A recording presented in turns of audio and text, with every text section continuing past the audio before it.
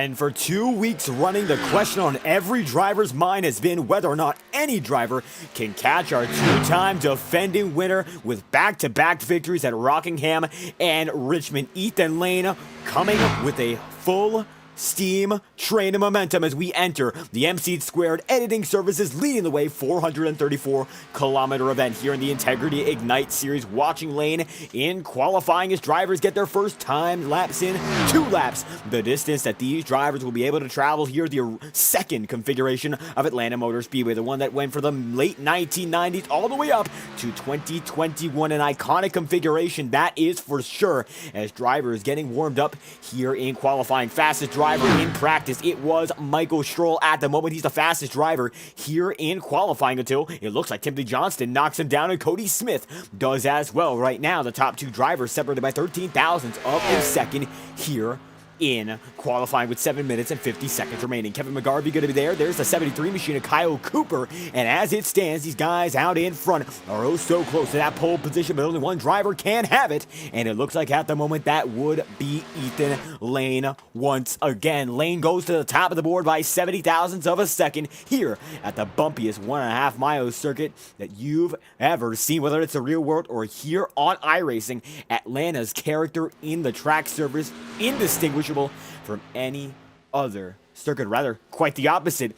Incredibly distinguishable and indistinguishable, most tracks are, but Atlanta has its own charm. And right now we're watching the driver of the 7 machine and Brian McFerrin take it on. It's going to be 3 miles the distance here in qualifying, but a total of about 262 miles here in the main event, as it looks like now Cody Griffin goes 8th on the board, Ethan Lane back on top, and Brian McFerrin going to go 7th, now 2nd on the board. The driver of the number 7 machine going to be 48 thousandths back on your pole sitter, and momentum going to be playing in the favor of the number 26 machine once again. Not your points leader, he did miss Daytona, but Ethan Lane now on pit road is top of the board as Cody Smith still on the circuit here in third. So Lane is going to be provisional pole sitter with a few drivers still yet to go out.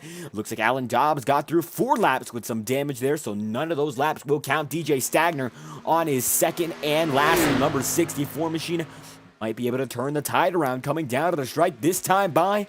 Will it happen? It looks like it will not, as he would not have that lap time, so no luck for the driver to the number 64. Alec Daffin in a similar position here in the number 1 machine, and Daffin for Shaw Racing currently scored as the 38th position driver on the board. Kevin Matz in the number 50 is currently on the circuit as well. He's going to be 35th on the track as he waits to get himself situated. One driver going to go up onto the top of course, the top 30, and that's going to be Adam Wood, now position number 30 on the board with 5 minutes remaining. Alec Daffin's laps will not count. He'll be starting at the back of the field. Chad Cole in the number 17 machine going to be in a similar circumstance in the back of the field after a number change from what was a number 69 machine. It is now the number 17, and Chad Cole holds on the inside line, and this will be the first draft, or rather, the first non-drafted lap for the driver to the number 17. Chad Cole now going to be able to go up into what looks to be no timed range. Now it's going to be 22nd, but backing it down, so it might just be a one and only lap there. As out of the circuit, it looks like Braxton DeWeese still on the track right now, and DJ Stagner takes it up to 4th. So drivers do look to have a bit more time than we expected. 2 time laps, but some drivers have crossed the start-finish line more than that. Stagner now going to be satisfied with that top 2 row position in qualifying and back it off the racing circuit, as it looks like a total of 41 drivers here on the track, and Jacob Fife going to be the newest driver to enter the session. But Ethan Lane still going to be provisional pole as Blake Gordon practicing in the number 48 machine on the racing surface, coming right by the front straightaway that time through into turns 1 and 2. And as it stands, Ethan Lane going to be there with Brian McFerrin. The qualifying grid is apparently set as 39 drivers have taken a lap. 40th actually is going to be Alan Dobbs. He takes 5 laps. None of them will count, and Jacob Fife currently does not have a lap set on the board. So as it stands, it looks like we might just have your starting grid for tonight's event already set a bit early. Before we get the things going here, we should have a consolation event for 3 minutes that will not have any driver featured in it. Going to be a very short blip, and we will get interviews in that time as we will get in your starting grid for tonight's event here at Atlanta, the MC² MC² editing services leading the way, 434-kilometer event. And as it stands, the driver of the number 26 machine, Ethan Lane, riding the high of winning Richmond, is top of the board with Brian McFerrin in second. Kevin Matt's now going to go 33rd on the charts as we keep rolling. Cody Smith going to be third, and DJ Stagler going to be in the fourth position, separated by 0.02 of a second. Then it's going to be Braxton DeWeese in fifth, Timothy Johnston in sixth, and Michael Stroll in position number 7. Blake Gordon on your screen on track is in 8th, taking some extra practice here, and Matthew Thunnels is in 9th with Cody Griffin, position number 10. Then it's going to be 11th, Chad Cole, 12th, Shane Ewing, and then Gale Brooks in position number 13. Don Stevenson going to be in 14th spot, and Daniel Foss going to be in 15th. Chuck Sweeting 16th, and Forrest Smith with a 31.562 is in 17th. Thomas Bressy is going to be in 18th with a 31.565. Then Adam Wood 19th. Alec Daffin able to take it up into 20th. Then Casey Shue 21st, Rob Ackley 22nd, and Tyler Hensley position 23. Kyle Cooper going to be there in 24th as Justin Morton is in 25th. Kevin McGarvey going to be in 26th position, and then Brandon Wenser there in 27th. Brad Patton going to be in 28th position, and Nick Tarabuch going to be in 29th. Chad Micus going to be there in 30th. Rounds out your top 30 as Joe Dinsmore is 31st with a 31.692. Nicholas Cohan is there with a 31.725 in 32nd, and then Kevin Matz is going to be in 33rd as Brandon Bernhardt makes his way in to 34th. It's going to be Alan Rowell in 35th with a 771 on the decimals, and Trevor Trago in 36th as Don Runkle is going to be in 37th, and Boomer Logan is in 38th. Final driver to qualify on time, it's Cal Volarski with a 31.916, and Alan Dobbs, the 05, is going to be the first driver to bank it on iRacing, taking 5 laps but backing off of the surface, so no more for the driver of the 05. The final driver is not a given so far, but currently 41st on the board. It's Jacob Fife starting outside of the top 39 drivers who have laps set, and we will see whether or not Fife makes it onto the track for qualifying. But as it is, nothing for the driver to number 36, and that will be your starting grid as it stands with 1 minute and 25 seconds remaining here on the track. Atlanta Motor Speedway in Hampton, Georgia, one of the most iconic tracks closer to the southern points of our country, the United States of America. Tracks like Daytona and Homestead might be further down south, but Atlanta, a staple of the southern racing scene, especially in the configuration that we see today. Atlanta has been repaved into a super speedway-esque 1.5 mile circuit, a much different track, much different character, and some drivers say outright they prefer the way it was here. Repaving, not enough for NASCAR. They took it all away and made it almost like a miniature Talladega or Daytona. But here on iRacing, we're able to relive and re-experience the glory that was Atlanta from 1997 to 2021. Blake Gordon still going to be top of the board here as we have half a minute remaining. See if he can get anything more out of the car. Let's ride on board with the driver of the number 48 machine, see what he sees so far. And Blake there, gonna have some handwork to deal with. Just gets right off of the back straightaway and then goes through turns 3 and 4. Gonna keep it a bit higher, tries to save some tires here, less bumpy in the middle section. Backs it down, tries to get a better exit, and you can see it's a bit squirrely after a longer run. He's been at about a 6-lap run, and you can see that already drivers have to manage the car with their hands as much as they have to manage it with their feet. Consolation race discarded. Let's go racing. And the dance will be led by the driver of the number 26 machine in Ethan Lane. Lane has been on a tear this season. Missed Daytona, 44th entry, and he wasn't able to make a start there. But then wins at Rockingham with a final lap showdown with Thomas Bressy. Wins at Richmond, and that was a dominating affair. Nobody able to catch him all night long. And now Ethan Lane looking set to perhaps take his 3rd win in succession. It's possible, back-to-back pole positions, and he might have the momentum to capitalize and make it a 3-peat for the driver of the 26. But don't count out Brian McFerrin. The number 7 machine has an awful lot of pace in the Under Armour.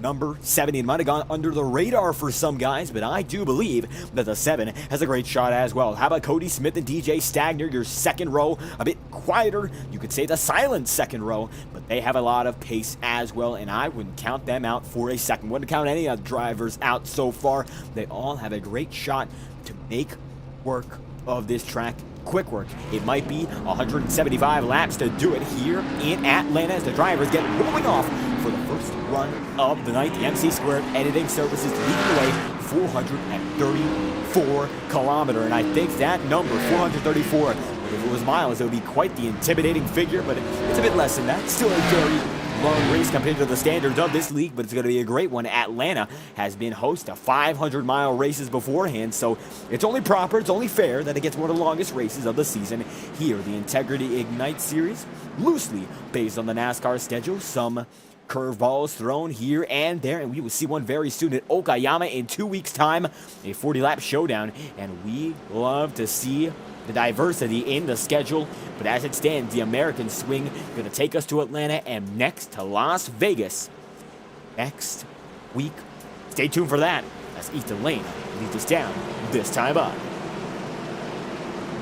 And if you're watching, tuning in very early into this broadcast, I'm your host for tonight's presentation, lead commentator and producer David Kreutz, so thank you for stopping by, and I hope you enjoy the presentation I will bring to you tonight. The iRacing official pace car still is the truck that leads the way, and these guys will get trucking with their Xfinity Series machines this time by. The pace car is off. Ethan Lane and Brian McFerrin lead the field down for the first time here in Atlanta. Green flags out, led by the number 26. We are green from the south. Welcome to Georgia's Racing in the Integrity Ignite Series. Now the 26 machine able to take a nice step out.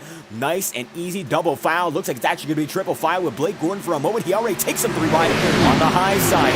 Dastardly high side. Tire saving. High momentum. And it looks like the number 48 machine already able to put himself on a tear. Gets himself up into that 4th spot. Matthew Thunhorse going to be down to the inside line as he's going to be there with Cody. So far, everyone's 2 by 2, nice and steady, keeping it calm, keeping it nice as we get down to the start-finish line. The entire field is going to be there in a frame. Jacob Fife going to make it into the show as it looks like Chuck Sweeney going to be there side by side for 15th. The 83 machine going to be there as well with Daniel Foss and Forrest Swift going to be in the mix. Drivers all battle for the spot right outside of the top 15. And as it stands, Chuck Sweeney going to be there with Forrest Smith. Daniel Foss going to be in the mix. And you can see Don Stevenson right there, side by side with the number 71 machine of Gale Brooks. And the RB71 this time by a different look compared to the Walt number 71 that we are oh so accustomed to in this series.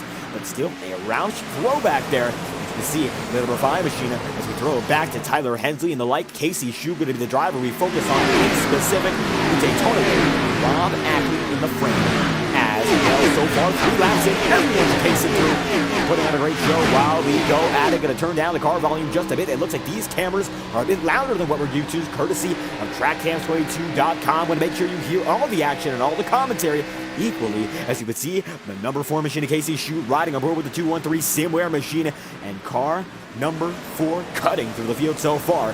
But we are just getting started. Thomas Bresci going to be there side by side for 11 with Matthew Thunhorse, and Thunhorse now going to be falling through the pack there as Bresci making moves. Chad Cole going to be right there in front of him, and the 24 knows he's going to have to cut through here, and now Thunhorse going to be in 11th, and now Chad Cole in 10th as Brian McFerrin side by side with DJ Stagner. Ethan Lane not your race leader anymore. Cody Smith out in front by a half of a second. It's going to be Chris DeWeese, Kerry Hopkins, Alan's Art Images, and Fro Effect. Thank you all for stopping by as the race is just getting started here in Atlanta, and Cody Smith going to lead them 5 laps in out of 175. A nice and easy start for the number 18 so far. Michael Stroll going to be in the 2nd spot, and Blake Gordon going to be in 3rd. DJ Stagner is in 4th, and rounding at the top 5, it's a battle between Ethan Lane and Cody Griffin is the remainder of the field in frame right now. Guys getting spaced out. Alan Dobbs currently going to be 41st on the circuit, and every driver separated by a total of 6 seconds at the moment. That is going to blaze by once again. The 05 machine there in the back of the pack, and a lot of room for drivers who fall off the pace. As a matter of fact, everyone keeping themselves together, so if you do fall off the pace just a bit, you won't be in too much jeopardy at the moment. As the 82 machine and Timothy Johnson going to be there, and Thomas Bresci goes down to the inside line. And look at that number 24 machine go. Johnson is in 9th. Bresci clawing his way up into 10th. trying to make himself a contender once more. Ethan Lane falling back into 6th position and losing more and more time on your race leader of Cody Smith. But right now, Smith in a world of his own as he's pushing on the inside line, and he might just be using the tires the most out of any other driver on the circuit so far. That remains to be seen. It's not a given so far, of course, but Cody Smith out in front by now, a total of a half a second. Let's run on board with the rear end of the number 18 machine. And the 18 gets a bit squirrely there. Michael Stroll able to catch up as the pack is now getting big, and Ethan Lane is in the mix of it as he's now blocking 2 lanes as if it is New Atlanta. Of course it is not, but they barrel down to the first and second turn, and now Braxton Deweese going to be right behind Ethan Lane in that number 26 as they fly right by and get to the back straightaway. They're still all chasing your leader in the number 18 machine, Atlanta Motor Speedway.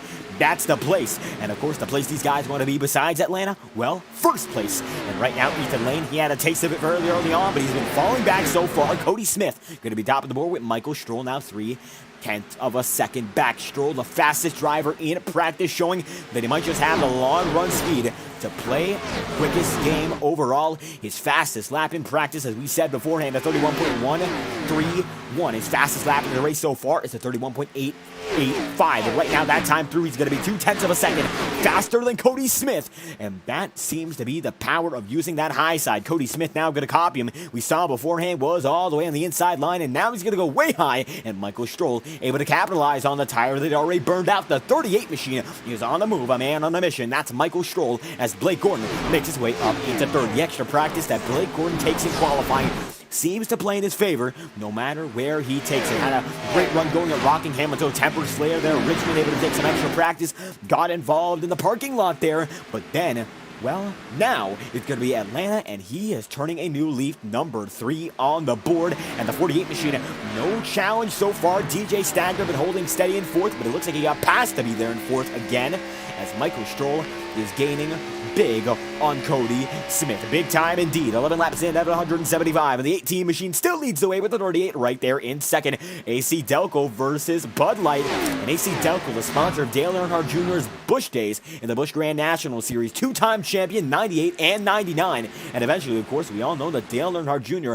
was sponsored by Budweiser in his days as an early Cup driver. Won the Daytona 500 with them in 2004. So it's junior sponsor on junior sponsor, and both drivers have the number 8 in their number. The 18 and 38, it's there. And even though it doesn't mean all too much, now Stroll goes down to the inside line, and the Xfinity car taking the lead with the Xfinity sponsor of Dale Earnhardt Jr. Even in his early days, it looks like paying off. Atlanta led by the number 38 machine, but side by side, even still, Cody Smith has that run on the high side and is going to continue to use it as 12 in at a 175. The 38 goes down to the inside line. Cody Smith there in second, now going to be edging out for the lead, and the crowd is on their feet. You can see them just out of frame. Coming to the stripe that time by, it goes to Michael Stroll. He leads lap number 12, now into lap number 13. Top 2 drivers, you can see the exhaust have the fumes going right out of them. It is a smoke show here at Atlanta. 13 caution-free laps, and right now drivers are getting spread out. You can see 2 lines being formed so far. This is the middle of the pack. Casey Shue going to be in the 27th position, and Nick Tarabuch going to be in 23rd right in front. As it stands, a lot of room, a lot of speed, and a lot of ability for these guys to handle it. Of course, Richmond, smaller track in distance and in width. So if you get a little squirrely there, you don't have all too much space to correct it. But here in Atlanta, you can take it to the wall. Of course, that's not the place you want to be, but you have a lot of options in how you treat your cars. Speaking of Dale Earnhardt Jr., Brennan Wenger, the number 88 Budweiser machine there in 26th right now, trying to claw up through the remainder of the field. Hensley going to be side by side with them. And the 88 going to take it up to the high side, trying to copy your leaders of Stroll and Smith. But right now, Dirty Air not playing in his favor. Let's take it back to the top of this pack. 38 of Michael Stroll leads the way and now has a car length over Cody Smith. Blake Gordon going to be there in the 3rd position. Top 3 guys running away. DJ Stagner now running the high line. It almost looks like a super speedway as these guys are getting up to the wall, just getting ready to clock out-laps. 15 laps without an incident so far, and they have been moving. Nobody going to be able to stop these guys so far. They are not even close to any lap machine so far. That's 15 in and 15 almost out. Cody Griffin going to see DJ Stagner go down to the inside line. Not going to make much happen that time through, but as it stands, the entirety of the pack is within the front straightaway. Driver, the number 57 machine of Nicholas Cohan, now going to be in that 41st spot, and Don Runkle going to be right there in front of him. Runkle looks to have a bit of damage, not all too much, as Jacob Fife going to go side by side with Brandon Bernhardt. Fife, not a lot of practice tonight, qualified 41st, and now up into 34th position, and that just goes to show how challenging this field is to drive, as Nick Tarabuch gonna blink out for a second on timing and scoring. He's still there, all good for the driver of the number 81 machine. And Fife, as we mentioned, again, a challenging field with so much talent, so getting back through this field going to be a challenge. Discipline needs to be placed as Brandon Wenchard follows back into the inside line, going to lose some time himself. You have to be calculating every single maneuver in front of you. As the race goes on, Wenger going to be right there in front of the 36 machine in Jacob Fife. Michael Stroh going to be top of the board there with Cody Smith in the second spot, and Blake Gordon going to be there in third. TJ Stagner down in fourth, and Cody Griffin now going to be side by side with Brian McFerrin. McFerrin makes the move on the inside line to keep himself up there. And now Timothy Johnston and the USAA machine makes himself home in that fifth spot, now trying to make it for certain as he's side by side with the number 7 machine. The 7 and 82 going to be side by side. That's a Ford on the outside, and a Toyota now sliding in on the outside as well, but once was on the inside, and the Ford number 7 going to be able to take it, and the only way is through. That's going to be the slogan there on the quarter panel of the 7, and through he goes on Timothy Johnston. The number 7 makes his way to position number 5. Now it's going to be Thomas Bresci battling Braxton Luis. The Jeff Smith number 15 going to be there on the inside line. Strong run for Luis, able to claw up a few spots with Thomas Bresci, a man on the mission, qualified in the middle of the pack, 24th, 25th, and the mission for him, get to the front of the pack immediately. Now going to be up there in the 8th spot. A great run for the Exalta, number 24 so far, and now he has his sight set on Cody Griffin, the number 3 machine. So far, it looks like the gap is about 0.8 of a second, but Bresci has something figured out, and it might just go in his favor from here on out. But never say anything is certain in racing. It ain't over till it's over, and it doesn't happen till it's already happened. And the number 24 machine now going to have Braxton Luis go down on the inside once again. Great racing so far, 20 laps in out of 175. You see a little bit of a gaggle of cars here. Stevenson going to be there, Tarabuch, and Kyle Cooper as they all barrel down once again. And the beautiful sound of engines roaring. You can see Don Stevenson right behind the battle between Gale Brooks and Nick Tarabuch. This battle is for 20th position on the board, dead smack in the middle of this field so far. As you can see, the start-finish line, once again, Ethan Lane going to be right there. Looks like in the top 15 so far. But Gale Brooks going to be side by side still with the number 47. Let's ride over with Don Stevenson to see what's going on in the rearview mirror. Now he has Kyle Cooper there, and it looks like Gale Brooks able to get right through. They're going to be side by side even still. The 73 machine right behind the both of them, and now it's going to be Gale Brooks with the disadvantage, and Don Stevenson with the edge. Goes up to the high side, able to get a nicer entry, but now it's all about that middle of the exit. The number 71, Arby's machine, trying to prove he's got the meat in the engine there, the packing to make it happen. Not going to be able to pack himself up into the higher spot there. He's going to have to settle for position number 20 so far, as Stevenson is being scored as our 21st place driver, but that is certainly not the case. As it stands, it looks like he's going to be up there in 20th, or no, we are mistaken. That's Chad Cole right in front of the battle here, and now it looks like pressure being put by Tarabuch, and he is indeed now in the 19th spot, as Don Stevenson trying to make it happen there in the 21st. Now Chuck Sweeney going to be there in the battle. The number 75 machine might just get swept up 3 wide. That he will not. Able to block effectively and concise maneuver there for the driver. The number 75 machine able to keep it going as he goes down to the inside line on the number 2 machine of Brad Patton. Patton had a great run, the Octane Series debut at Daytona. A great season opener. He had a great run to go with it. Almost got the victory there. Brad Patton right now running 17th on the board in the number 2 and still looking for sponsors. So absolutely, if you want to sponsor a car that has some great runs here in the Integrity Racing League, the Ignite Series or the Octane Series, be sure to let him know wherever you can contact him. Of course, contact myself and I'll be sure to get the details down. I love to support these guys in this series. It's a driver's game, but it's also community here in the Integrity Racing League. And of course, drivers looking to make it so. Michael Stroll going to be side by side with Cody Smith off of the back straightaway, and now they will be fighting. The 18 there on the inside line, and Michael Stroll going to be there on the outside, and Stroll able to get the edge that time through. They're going to be about a car length distance apart as the 18 holds on with the 38, and now a 24-lap run we've had. And that begins to put the question in my head. I'm not sure if it puts it in yours. Green flag pit stops. Will we see him? And if we see him, when will they occur? Because the 18 and 38 machine out in front, they are gas guzzlers. No draft, no pack. They've been going at it 110%. Blake Gordon and Timothy Johnson have to ask the same question. They're battling for that third position now. And you would see drivers such as Lane, DeWeese, Bressie now in frame. The leaders, they can't catch a break. And 25 laps in out of 175. It's been a nice and clean opening sector to tonight's event. And certainly, hopefully, what we want to see as an indicator of the remainder of this event. Side by side, the 38 machine goes with the 18 once again. And now it's going to be the Bud Light number 18 taking it for the AC Delco number 38. Blake Gordon at that number 48 now, putting on the pressure. And Jimmy Johnson, an illustrious driver here at Atlanta, been caught up in many photo finishes, notably one with Carl Edwards, one where he was on the losing side of that one, as Carl Edwards got career victory number 1 in 2005, with Johnson, a 7-time Cup Series champion, making his return to the Cup Series here with Legacy Motor Club in the number 84, of course going to be remembered for that number 48.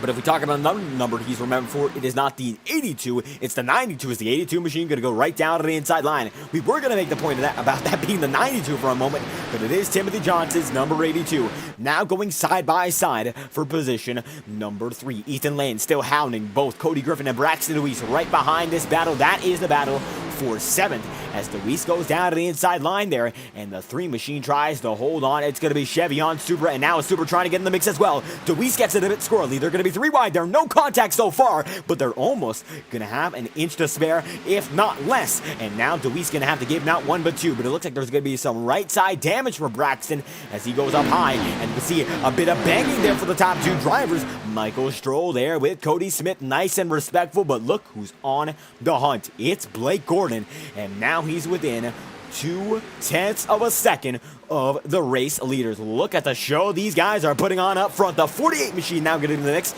Don't count out Timothy Johnson. If things go right here, they get squirrely. The 82 could power through, and Thomas Bressie has made it up from the mid-20s in qualifying all the way into 6th on the board, and the top 6 are in contention, unless we forget the number 26 machine of Ethan Lane. Now he's on a tear, trying to join this leading pack as they are all single file for now, but you know when they go down to the turns, it's any man's game, and it's any man's victory. 29 laps in out of 175. Of course, you can't win the race in the 29th lap. You can't win it on the 30th either. You win it on that 175th and final, but you want to put yourself in position for optimal strategy calls. So far, nice and clean event out in front, and if you're not going to think about strategy so far, you might as well be a losing driver. These guys, they want to win. They want to think about every single opportunities. Ethan Lane goes down to the apron there, almost loses some speed, but that he does not. He washes up right in front of McFerrin, and now he's on the rear end of Thomas Bressie. As I go back to the strategy discussion, you want to make sure you know when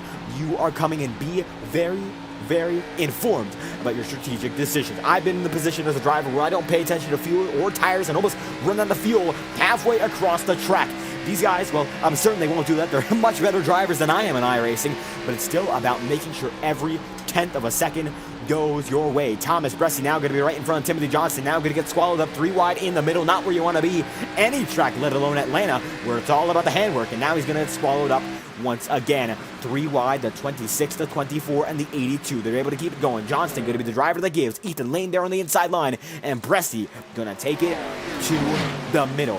Bressie and Ethan Lane, they had a great finish at Rockingham, and of course, Thomas Bressie came home on the losing side of that, not happy about it at all. Of course, a last lap affair to clarify there, and sometimes that's just the way it goes, as now they're going to be 3 wide for the 3rd position.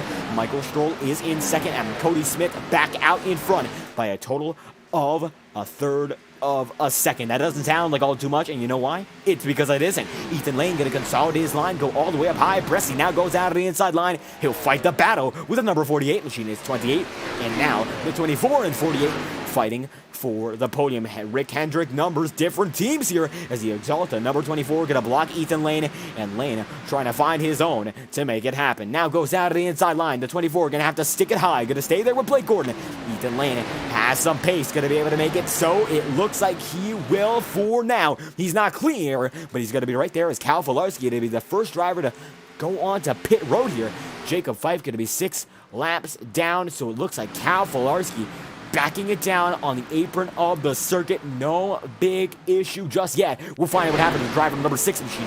Here is an instant replay. Looks like at this point he's already down on the circuit, and you can see he has the leaders right in front of him. Just looks like a matter of circumstance. Jacob Fife gonna be in the 41st position, pretty far off the pace. We'll try to find out if something happened to him, and it looks like he was there in the middle of the pack.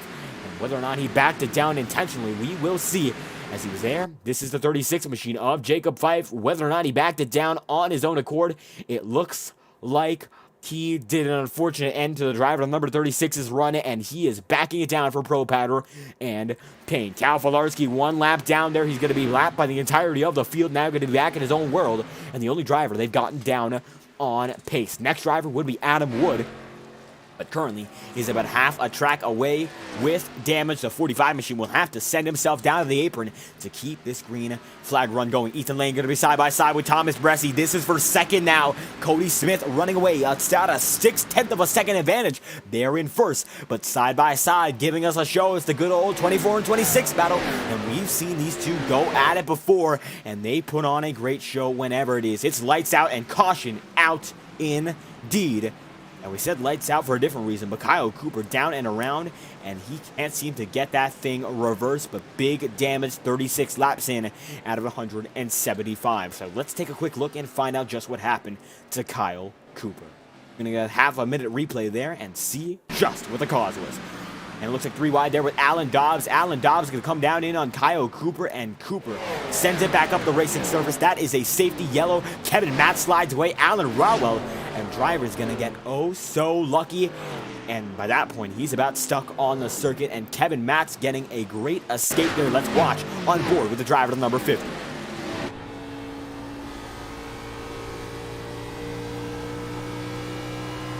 Matt's in that 50 machine, coming off the back straightaway, pretty far away from this battle. He's in 32nd now, and he's going to gain 2 spots off of this one. Actually going to gain 1, as it's going to be the 73, who we almost taps there, able to save it. Kevin McGarvey in the 42 there as well. Nice work for the both of them, and a commendable effort to get out of that incident. Alan Dobbs falling to the back of the field as it stands. He's going to be the 05 machine on pit road, as the entirety of the field's on pit road, and this will eliminate your first green-white checkered, or rather green flag pit stop possibility. Green-white checkers are still in the cards here, but it's going to be a reset on strategy. Cody Smith gets it over the remainder of the field. That's going to be Thomas Bressie. Then it's going to be Ethan Lane. Then Michael Stroll, Timothy Johnston, Brian McFerrin, Blake Gordon. They're going to be with Matthew Thornhorse, DJ Stagner, Rob Ackley going to be right behind, Alec Daffin, Chuck Sweeting, Nick Tarabuch, Brad Patton going to be with Shane Ewing, and Don Stevenson there as well, as Chad Micus in the 25 for Big Eva Designs on the hood, with Gail Brooks, Chad Cole, and Joe Dinsmore rounds out your top 20 at Atlanta. How about we get our first interview of the night with a man who currently leads this event? We'll get a talk with a man up in front, and that will be the driver of the number 18 machine. Cody Smith is currently position number 1 on the board, and he will be the first driver we get to work with here live on FDN. If you enjoyed the action, we hope that you like and subscribe to the channel. Cody Smith, the first man up. We will get him in immediately, as he is out in front here at Atlanta in position number 1 after a nice and smooth green flag run. Top of the board so far. Number 18, how's it feeling? Yeah, it feels good. This track is so much fun, slipping and sliding around. There's a balance of, you don't want to lose too many spots saving tires versus burning your tires off as well. So I think you saw Ethan and Bressie go back, save tires, and they were coming forward there at the end of that run. I know me and Stroll kind of went out, and then we were coming back to them. So hey, that's the fun of the track, isn't it? Certainly a very defined track when it comes to its character and its charm. So how's it been navigating the quote-unquote charm here, because tires, they get eaten up in the battle for the lead. It has been intense between you and drivers such as Bressie, Lane, and Stroll. So what's it going to take to hold yourself in position for perhaps a victory? Yeah, absolutely. I mean, the speed's there. It's really anyone's game. Tires are definitely king. They're going to be king all night. This is a very long race, so there's going to be some ebbs and flows. Like I said, balancing the speed with saving as much tire as you can without losing spots is kind of the name of the game here. I like my chances, but we'll see what. Like I said, long way to go. We'll see what happens. Certainly a long way to go here, so we're going to go double file this time by. So Cody Smith, any final thoughts before we get back to the show here? Nope, just thanks for coming out. Enjoy the show. And there we have it. Cody Smith, currently top of the board, going to take it to the high side of the circuit. Thank you for your time. Thank you, man. Drag him right back in. That's Cody Smith on his way in the 18 Bud Light machine. Leads over Thomas Bressie's number 24, and certainly a lot of potential here for the number 18 machine. We saw him battling up front with Michael Stroll. He might just be able to make it so and come home as the victor. But don't say anything just yet. Have your predictions, but it ain't a guarantee until the checkered flag drops on the circuit, and that it will in about, I would say, 135 laps time, maybe 136, 37, as one driver going to be in the apron here. Not sure who that is. It looks like it will be Ryan McFerrin. McFerrin might be taking a choose rule penalty there, so I'm not sure what that is about. Although we can assume that is the case. He goes to the back of the field. This is going to be detrimental to him as we get going once again. Cody Smith out in front with Thomas Bressie, 39 laps in out of 175. Let's get back to the show here. First restart of the night in the MC² editing services, leading the way 434 kilometer. Back out front goes Cody Griffin. We are green from Atlanta once more.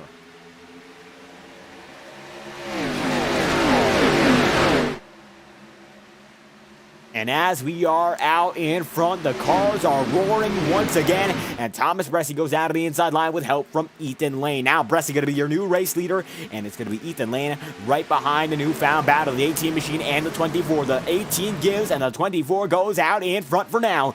Now everyone's on an equal playing field. New tires, they're all going to know how to manage them at least somewhat better. Not to say that everyone is equally good at managing tires, but it still is going to be a more level field than what we saw beforehand. Now Ethan Lane goes down to the inside line, and your pole sitters back out front, 41 in out of 175. And this is what Ethan Lane has been waiting for all race long, the opportunity to shine once again.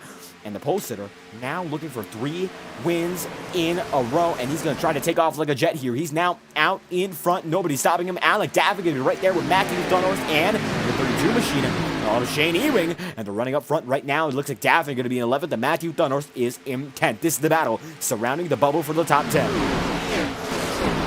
Daffin holds on to that inside line. Matthew Thunhorst is in second in the 17 machine of Chad Cole. Going to be there now, side by side with Thunhorst. Alec going to be able to make it into that top 10. Nick Tarabuch going to be side by side with DJ Stagner. And now Michael Stroll is in fifth. Chad Cole going to be side by side with Thunhorst. Once again, the 17 machine going to be right there with the 8. And the moves are being made out in front, and we're going to check into the middle of the field as it stands. It looks like Braxton the Week's going to be one of those guys smack dab in the middle. He is 22nd in the chart so far, making quick work of drivers such as the 71 machine of Gale Brooks. Goes out of the inside line. He still has some right side damage. Looks to be just a few scrapes, or rather scrapes. Not all too much, but he's going to be able to keep it nice and smooth. 43 in, a total of 175 on the board, and he's tucked in right there with the RB's number 71. Ethan Lane now going to be out in front, and it looks like Blake Gordon makes his way into second, not without a fight, as Cody Smith going to be holding on to that inside line. It's not guaranteed, not even close, as a matter of fact. That 48 machine going to be able to hold on with the number 18, and Michael Stroll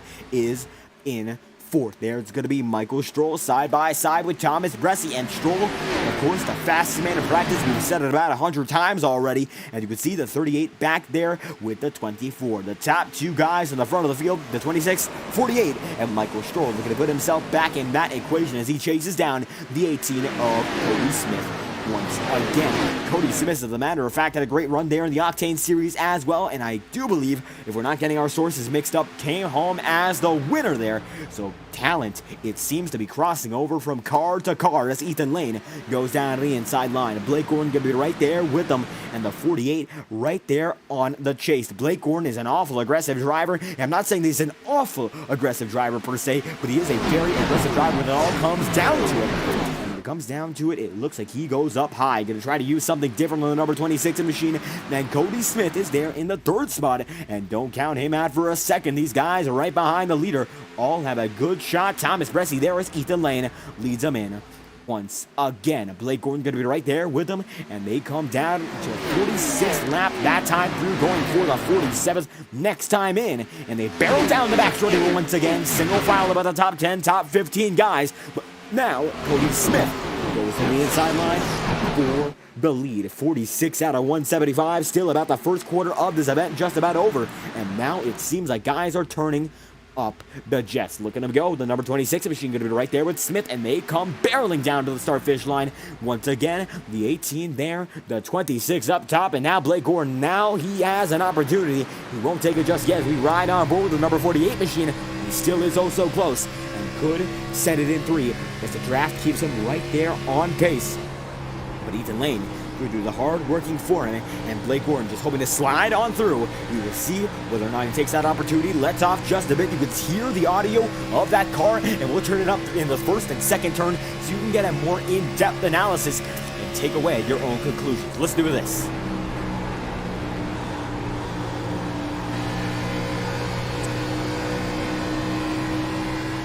Gets on the pedal right there for the exit, as every driver does.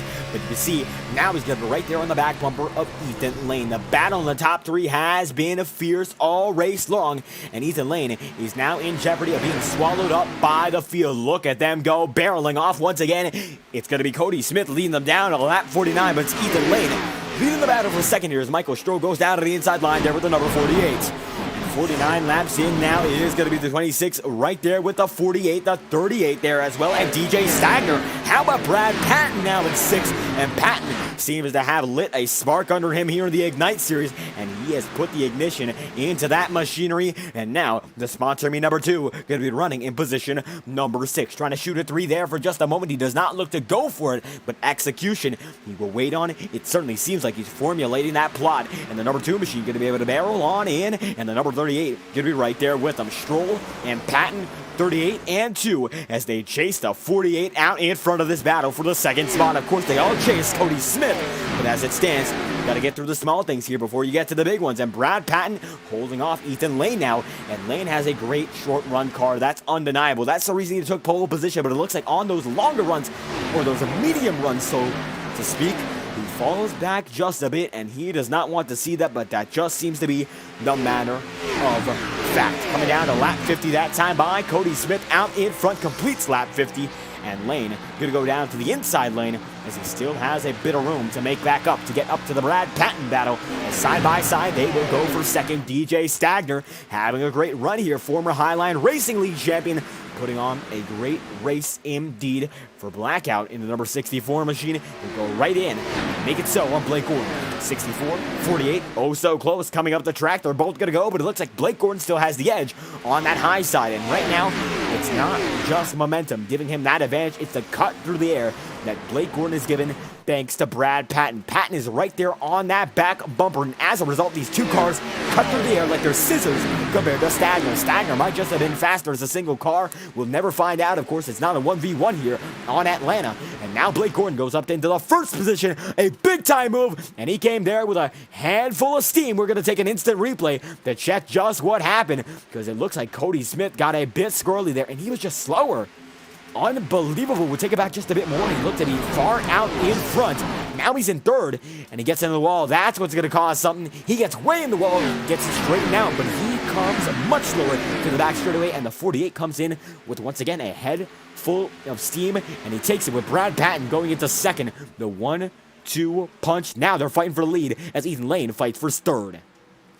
And Brad Patton able to use that to his advantage and now go down the inside line. The driver that helped him get all the way up there is now going to be used as a pickoff himself. And the two goes up to the front of the board for the first time tonight. Brad Patton going to be leading from Blake Gordon. Ethan Lane's going to be there in that third spot. And Cody Smith is now in fourth. DJ Stanger going to be able to take that fourth spot for only a moment. They're 3 wide for a moment as well.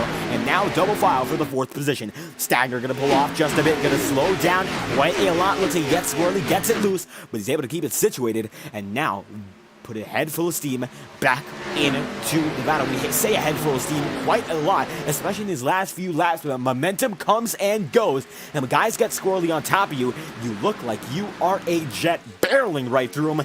And guys like Stagner, they just experienced it. And guys like Blake Gordon, they experienced it in the perspective of that jet. Brad Patton, though, now going to have to fight the jet to take the lead. 55 in, and the Patton machine holding on with Endeavor Racing right there on the outside. And the Endeavor to get that victory. Of course, Blake Gordon has a strong drive to get up to the top of the board and get his first W of the season. It's possible he gets it here, but Brad Patton holding on strong in that number 2. Blake Gordon going to be right there in the mix. Ethan Lane going to be in third, and Cody Smith is in fourth. Michael Stroll going to be side by side with what looks to be the Cody Smith machine, working his way past Thomas Bressie, and the inside line now looks to be the key for the number 38. Inside line, outside line. When you're driving this situation, it's kind of hard to choose, I'll admit. It looks like some guys just have it some places, sometimes they don't. And sometimes it also comes down to copying the fastest driver on the track. And sometimes that's just the way you have to do it. Some guys might have the plan a bit quicker than you do, a bit better than you do, but it doesn't mean you can't learn. Being an adaptive driver is one of the keys to success in motor racing, whether it's virtual, whether it's real, no matter the discipline.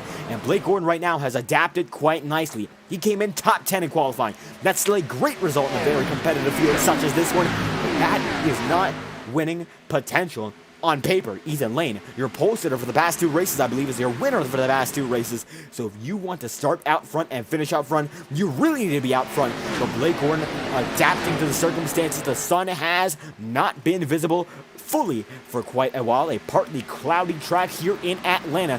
And it looks like Blake Gordon's car is adapting the best out of the remainder of this field. And the advantage goes not only to the number 48 car, but the way it is driven, as Ethan Lane now going to run the paint and get a lot more grip. And that's a trick here at Atlanta. Kevin Harvick used to use it an awful lot, and that's why he was also successful at Atlanta from his rookie season in 2001, winning 3 races into his career, replacing the late Dale Earnhardt. He used it all the way up until the reconfiguration. Of course, Harvick retiring this year, but the tricks he passed down not only to drivers in the real world, but the drivers in the virtual world are evident today as Ethan Lane goes right down to the seal on that paint. And this time by, he won't have to use it too early. He goes down there a bit later. Just going to stick him there and give him a shot of momentum, and he uses it to claw in on Blake Gordon's lead. Brad Patton going to be there in a battle with Michael Stroll, and we'll ride on board with the number 2 machine to see how it is fighting on the high side.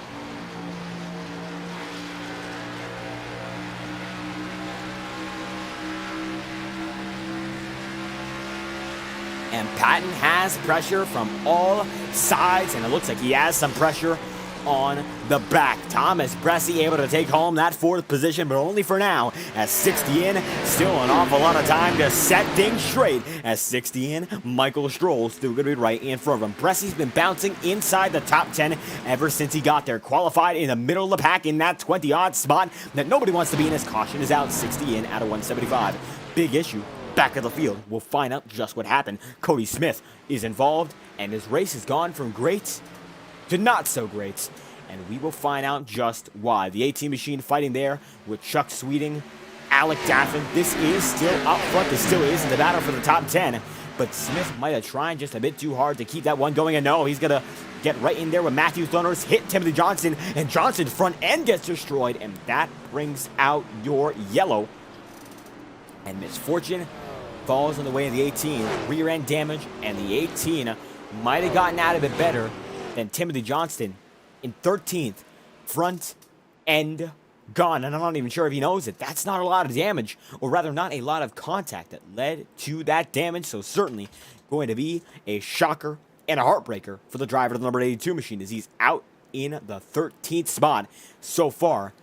And it's going to go from what was a promising event It's one that might be a bit more challenging. Blake Gordon leads them down this time by into pit road. We'll see who wins the battle off. And everyone coming in, Alec Daffin, Thomas Bressie makes his way in. Ethan Lane going to be the final driver to make it in on his pole position pit stall. And pole position has that great stall right in front of the exit. He will be, as it looks like only a few drivers are going to be out on the track. Nicholas Cohan, Gale Brooks getting a lap back that time by. Now going to be in the front of the pack according to timing and scoring. But it will be the 26 on his way. Blake Gordon going to barely beat him out.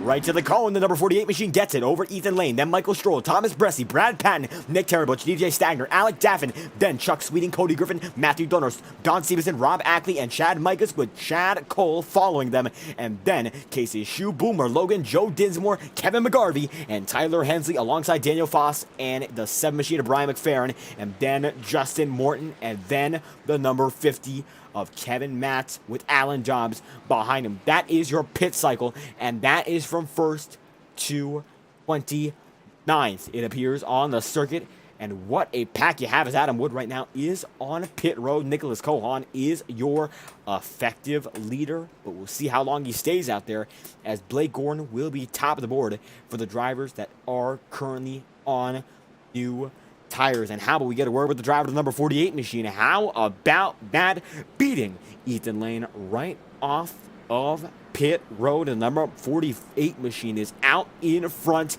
of the drivers on new tires. Blake Gordon, position number 2 so far. We'll see whether or not you lead him through. How are you feeling so far? Pretty good, man. I like this track a lot. Had a lot of speed here last year. Was about a half a gallon of fuel away from winning this thing in this series last season. Ran out of gas at the white flag, so that was pretty heartbreaking, but tonight feels good. Car's pretty snug in 3 and 4, really free in 1 and 2.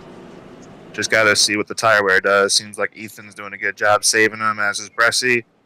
Looks like the key's going to be keeping it out of the wall in 1 and 2. Stroll and Cody have both hit it, so if I can just avoid that damage, should be good.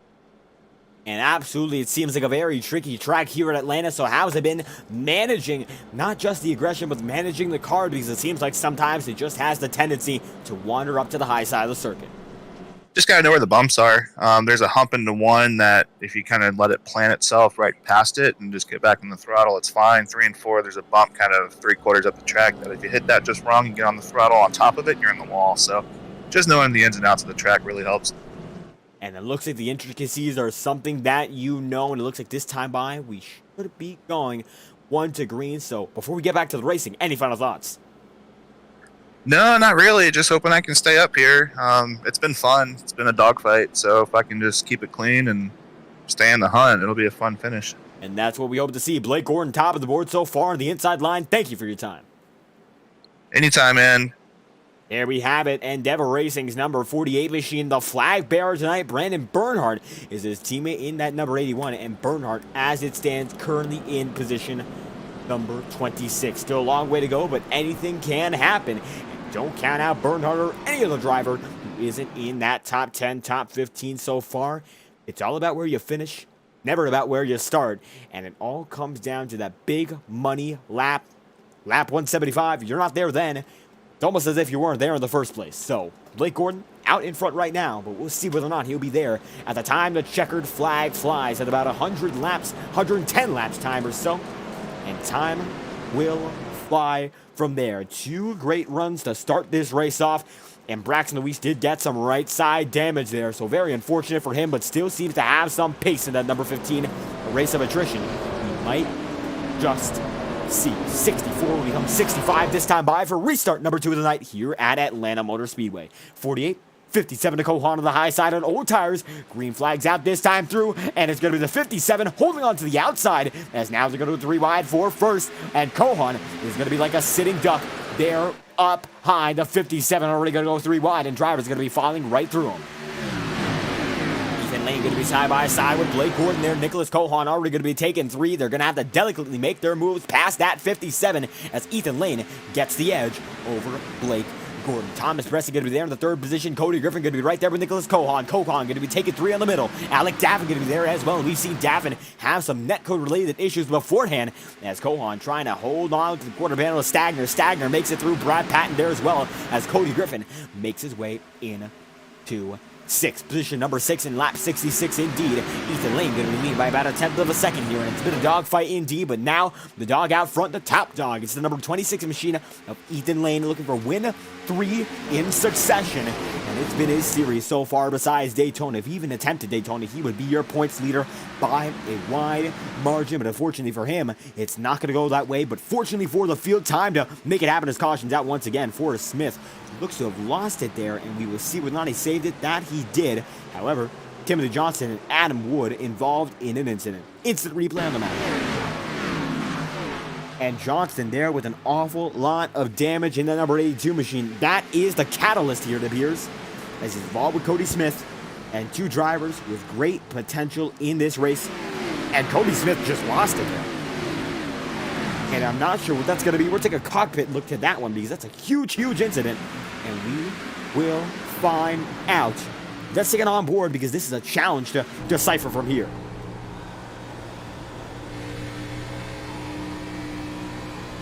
And here it is, number 18 of Cody Smith in the 18 machine. Of course, we said it beforehand, and we'll find out what happened there. And something went wrong. And definitely something went wrong. It's almost like the ignition cut. And I'm not sure what to make of that for the number 18 of Cody Smith. Something awry, and he disconnected immediately thereafter. That did not sound like turning it hard left at full pace. I'll give him that much, but I don't know much else. Ethan Lane out in front. Blake Gordon is in second, and Michael Stroll is in third. How about we dial up your Clash winner so far, as that was a very short run, and we will not have anyone go down pit road, at least in the front runners. And Michael Stroll right now going to be third on the board here, having a great run for Domination Intimidation Racing. So what's the key to your success so far in this event? Beat that M&M's car. The way I thought to run this track is not what it is. Refill. So I'm just, learning how to see how he's saving tires, and having to adjust my lines. And it's pretty intense up here, that last run we had, we were all over the place. I'm having a blast here. So just hopefully we get some green flag runs here and get some green flag pit stops and try to play the strategy, maybe undercut him or something. But yeah, having a blast up front here. Certainly been a great fight up in the front. Top 5, 6, 7 guys been all in the race with one another here. So it looks like a lot of guys in contention. What's it going to take for you to best these guys up front? A very close group in terms of talent here at Atlanta. Oh, man, just stay out of trouble and not get myself into trouble. I already scraped the wall once, so I don't need no more of that. Once you do that with this car, it's done. But I feel pretty good right now. And certainly having a great run. So when it comes down to tires, it looks like nobody there in the league going to pit that time by. A very short run, going to be cut short by a yellow. But when it comes down to tire and fuel mileage, is there any concern when it comes to going all the way or not going all the way here at Atlanta? I think, in my opinion, right now, say if we get a green flag pit stop, I think undercutting it by like 5 laps will be the ticket. Staying out way too long isn't worth it, in my opinion. The tires just get eaten up here, and everyone's running pretty hard. And hey, we'll just see what happens here. Hopefully, I can keep my streak going, top 10s that I have going so far, and I can maybe stay ahead of Tyler Hensley and advance to the finals in the bracket.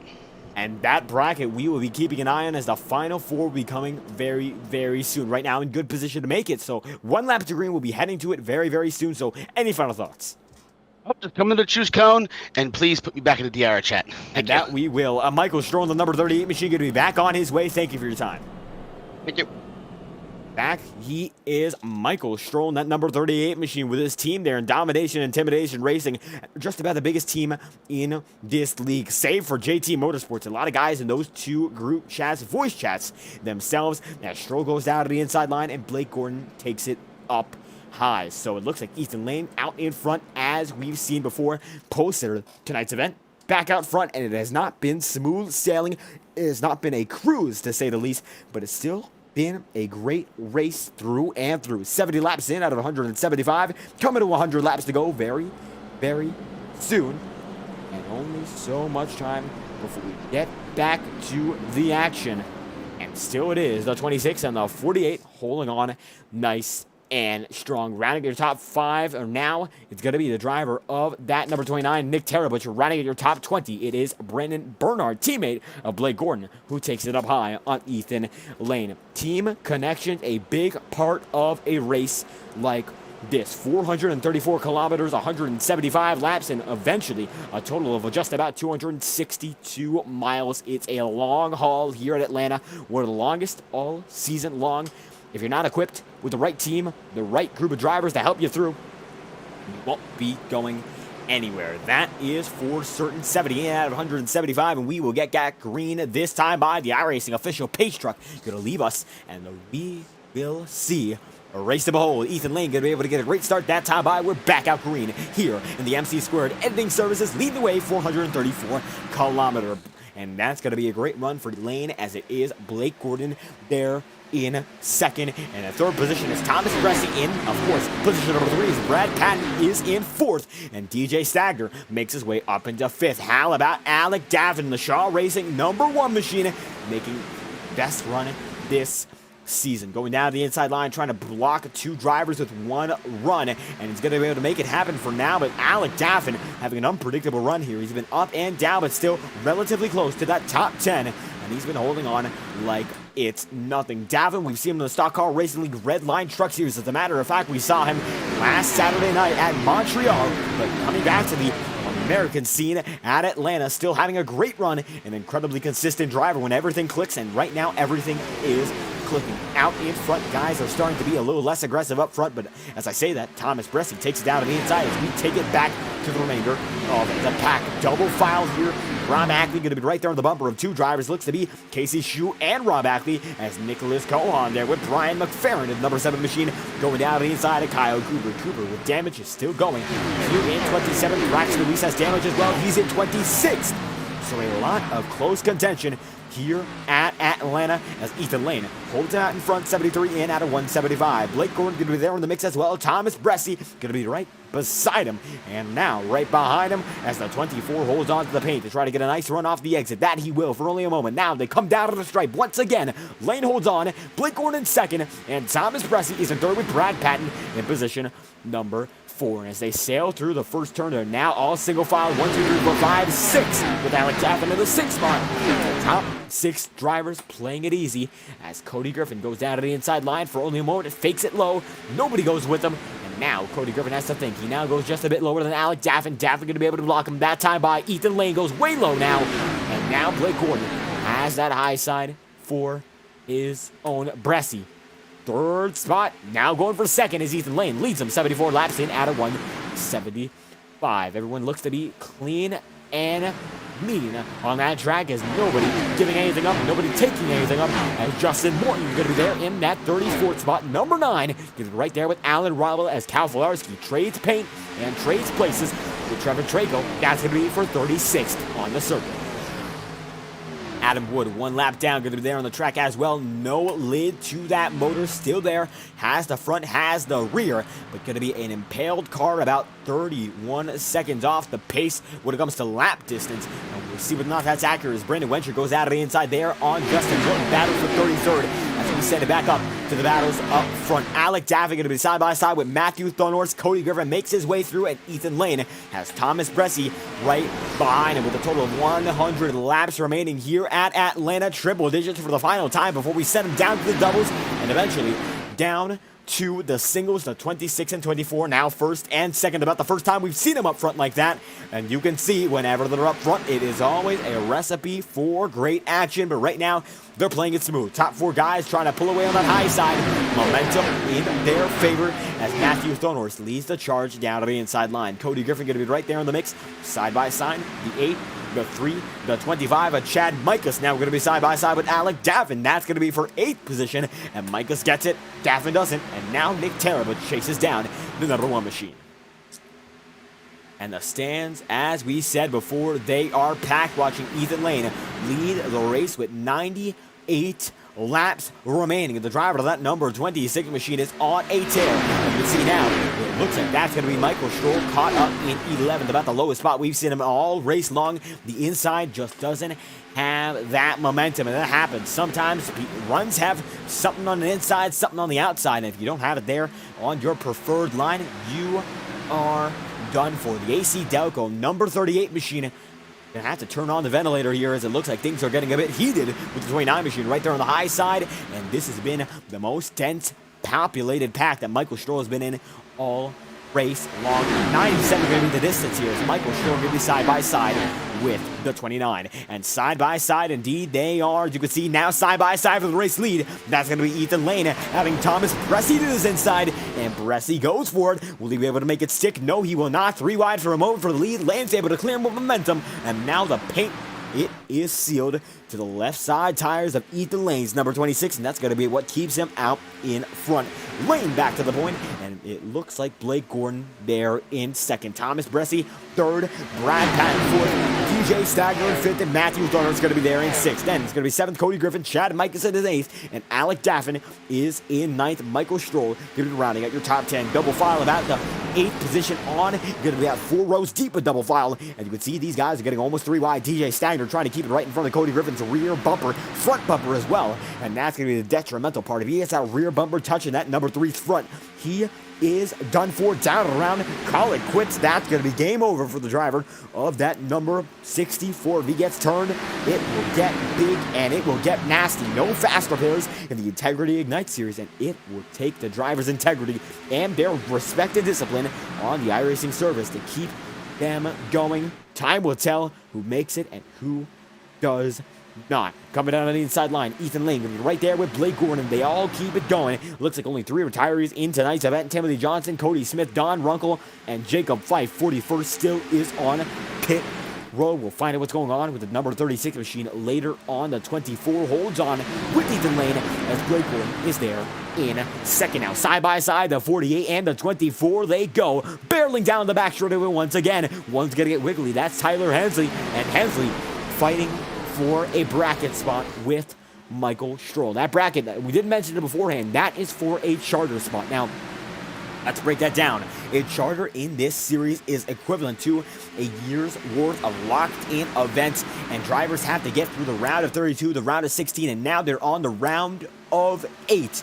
And if Tyler Hensley is able to get by Michael Stroll, who's only a few spots ahead of him, he will be eligible for a Final 4 spot in the bracket, and of those 4 drivers, whoever finishes the best will have a locked-in charter for the next season, locking them into about 20-odd great races here in the Integrity Ignite Series, and any driver wants it, but now 8 drivers have the opportunity. As you can see, Bressi goes side by side with Patton. Patton now has the outside line. He's able to take it by storm. Brad Patton, in number 2 machine, takes it with 92 laps remaining. Ethan Lane holding on that outside line. He has everyone on his hand, and it looks like he's going to be using them offhandedly as the number 48 machine of Blake Gordon going to be right there. Brad Patton going to be in the second position. Thomas Bressi there in 4th, and Matthew Thornhurst is in 5th as Cody Griffin rounds out the Super 6. DJ Stagner having a great run as Brad Patton gets a real squirrely, able to save it, and we'll have to check the handwork on this one. We're watching him live right now. Let's take it back 15 seconds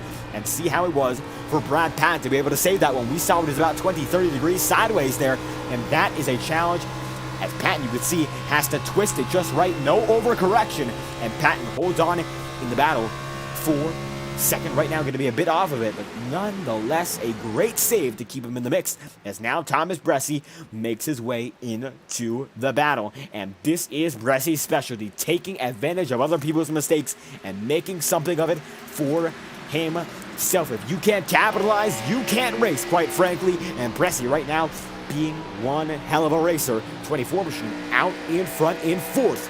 Still 3 spots to go until he'll be satisfied with 90 laps the distance. Ethan Lane, position number 1 on the board. He's been there, not since the jump, but now it looks like the midway point of this race, he's been able to turn on the jets. Blake Gordon right behind him, and trying to get it to be right beside it, but the 48 machine just not able to make it happen. Ethan Lane gets a bit squirrely that time through. He still doesn't slow down, a testament to the driving ability of that number 26 machine. He's out in front. Nobody's been able to catch him just yet. It would have to take a movement from the inside line to make something happen, but still has not happened, as it would take a caution to get the opportunity. Winning off a pit road is essential, and Ethan Lane able to counteract that advantage and eventually make himself home in the front of the field. Blake Gordon had that edge, but now he has not. As Ethan Lane now starting to build his advantage and gain a gap on the remainder of this field. Bresci in fourth, Thornhorst in fifth. DJ Stagner is in sixth. You look back to the remainder of the field. Alec Daffin side by side for position number 9 in Nick Teravich's sights as they go double file for what is now actually the final spot on that top 10. And you can see position number 10 is going to be Teravich for a moment, then Alec Daffin for a moment, and fighting as hard as they can. Now Daffin going to be in the losing end of that battle. It is still undecided, undebatably one of the toughest battles on the track, even though it is not for lead or a position in the top 5. They are battling like it's the lead battle. Braxton Deweese able to make it up to 19th here. He is clawing back as Shane Ewing right in front of him, and Kevin McGarvey get him there into 17th spot. And now Michael Stroll is behind Tyler Hensley. Hensley in 13th, Stroll down in 16th, and 3 spots. It is the difference for that bracket spot between these two drivers. And Stroll takes it down to the inside line of Casey Shue. Aggression is taking over, and he knows what this means. A free season of great races like this. He'd love to have it. Any driver would. And still, 8 drivers have to make it so, as Ethan Lane still out in front and now gaining. There's about a second's worth of advantage over Blake Gordon.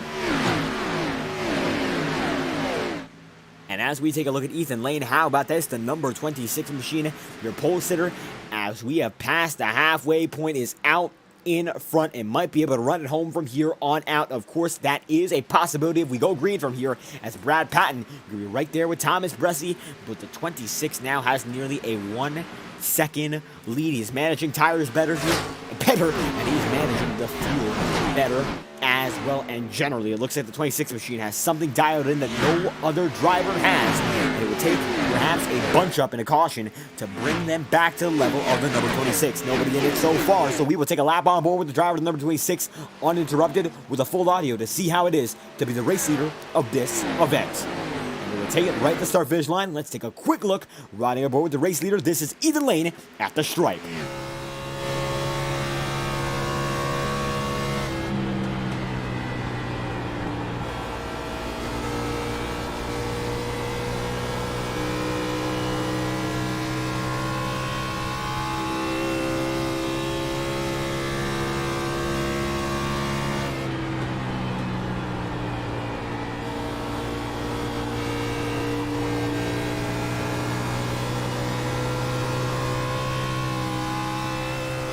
And Lane extends his gap by 0.3 of a second on that time around. That time by for Lane at 33.0. His best lap, a 31.8. If that shows how slow this track is getting with tire wear, well, I think it's the best example. I don't know what else would do it for you.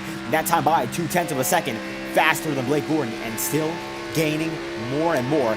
Gordon up on the high side right there with him, or rather not right there with him, but still taking that exact same approach.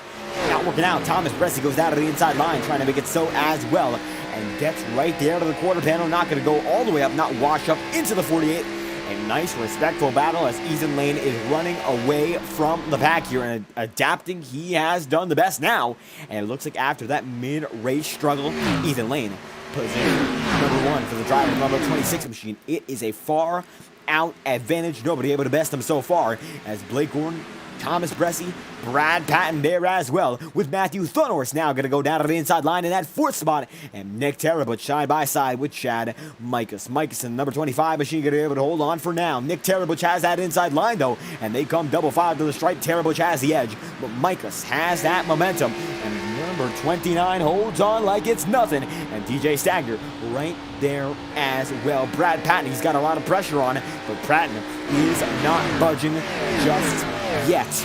And Chad Michaels holds on in position number 8. Alec Daffin 9th, and Chuck Sweeting holding on with a nice and steady position number 10. Cody Griffin going to be right there behind him, riding a bull with Cody Griffin. We're getting into that top 10 battle. Ethan Lane is hardly in frame. He's about a speck on the radar here. The remainder of the field is still in distance, but Ethan Lane is now a second and a half out on your race leader and gapping them as we speak. This is the long run machine for Ethan Lane.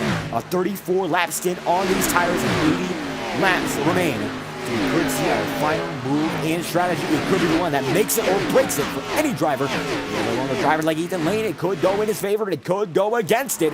And that is what we are here to find out. He leads now by a second and 7/10.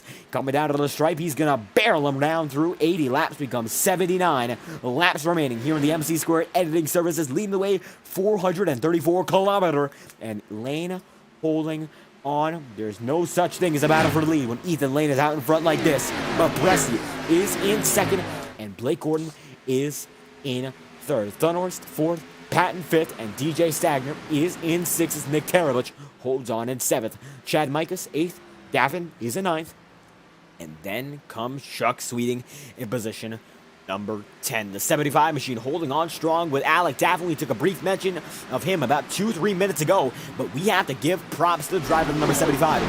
Unprecedented run for Sweeting here, holding in steady while drivers are fluctuating. He's able to keep it nice and smooth. Consistency is key for the man number 75 machine. He knows that feeling well of being a consistent driver, and a sweet run for Sweeting is right behind the Alec Daffin machinery. The number 1 machine is right there, and he is gaining in slowly but surely. Maybe a bit too slow to make a move so far, but right there as the night winds down. Rom Ackley going to be able to take it out of the turn there, and Ackley, your Daytona winner, in 13th so far, chasing down Don Stevenson, trying to get himself into that top 12, that top dozen, and access to the remainder of the pack as Tyler Hensley and Michael Stroll are having the battle. Not of a lifetime so far, but Stroll has that damage, and he needs to fight as hard as he can. Kevin McGarvey making his way from the back of the field in that 30-something spot we saw him beforehand, avoiding a wreck with Alan Dobbs, and now he's up here in 16th. The orange and blue striking machinery. That number 42 is a striker indeed. And now trying to gain in on Michael Stroll as Stroll has a bit of trouble with the wheel work there. The 48 able to hold on. Tyler Hensley there in the 5, right in the mix. And 76 is the lap total we have remaining in this event. Lap 100, we have crossed it. And Lane will lead us to the start-finish line any moment now. Looks like there's a bit of smoke there on the back straightaway. He's not going to make contact with the wall. Looks to be some net code. And holding on, the number 26, Bresci second. Blake Gordon is in third, and Matthew Thunhorst is in fourth. A bit of a wiggle there for Blake Gordon. Thunhorst goes out of the inside line, not able to make it happen that time through, but still oh so close. And don't count out Thunhorst as Blake Gordon has some pressure, the likes of which he has not seen all race long. Blake Gordon certainly one of those drivers to keep an eye on all night. And indeed, as the number 8 machine is right there in square distance of the number 48 and 101 laps in. Gordon holds on, rounding out your podium. The top 3 represented well by the number 26, 24, and the 48, Cal Filarski. There on pit road. Looks like coming off of pit road and actually coming into pit road this time by 1 lap down as the remainder of the field going to pass right through. The 6 machine backs it down for further damage repair. Ethan Lane, 74 laps to go, is still your race leader and now leads by a total of 2 seconds over the remainder of this field. Blake Gordon going to be in third. Matthew Thunhorst there in fourth. Brad Patton is in fifth. And Nick Terabich is in position number 6. Stagner, DJ Stagner to be exact, is in 7th right now. And he's in a world of his own. The closest battle in the racing service for position is now Braxton DeWeese falling down the order. Big time cautions out. And a big spin for Braxton DeWeese. And 73 laps to go. We get the great organizer. Not so great, however, for Braxton DeWeese, and he has some major damage and toes it. That is the end of his winning chance. Let's find out what happened. And 73 remaining here, right there with Gale Brooks. And comes down to the inside line there, makes it down, and comes right back up, ricocheting to the Boomer Logan, and loses control entirely. Kevin Matt's going to hit him, not able to make it out of that one. But Braxton DeWeese takes the biggest hit, comes down onto pit road, and that could be it. Boomer Logan, no front end. DeWeese taking a time penalty to tow as the leaders come around once again. They come down to pit road this time by Lane is their leader, and the entirety of the field going to follow him right through.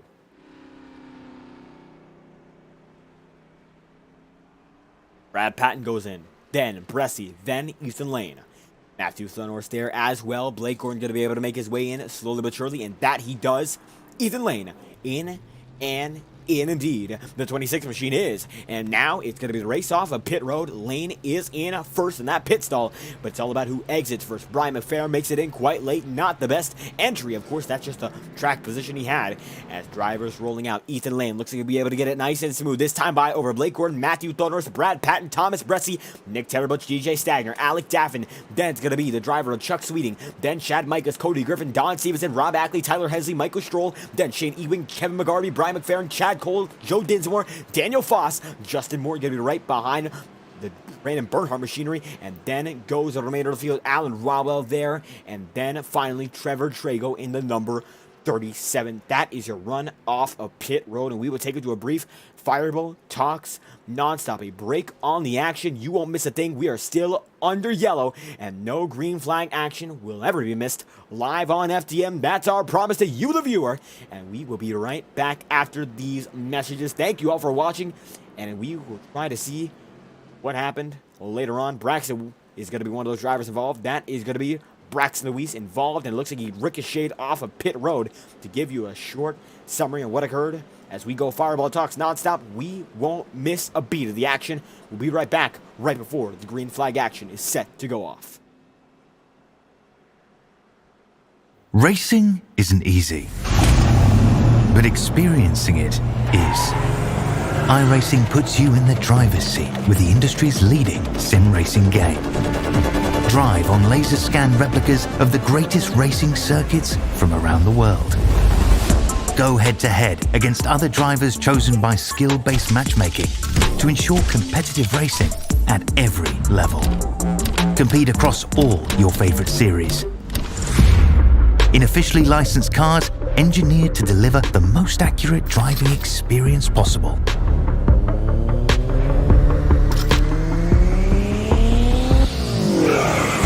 Join a race or host your own with players from across the globe. Race against the computer or in a league with friends. Feel the thrill behind the wheel. Visit iRacing.com.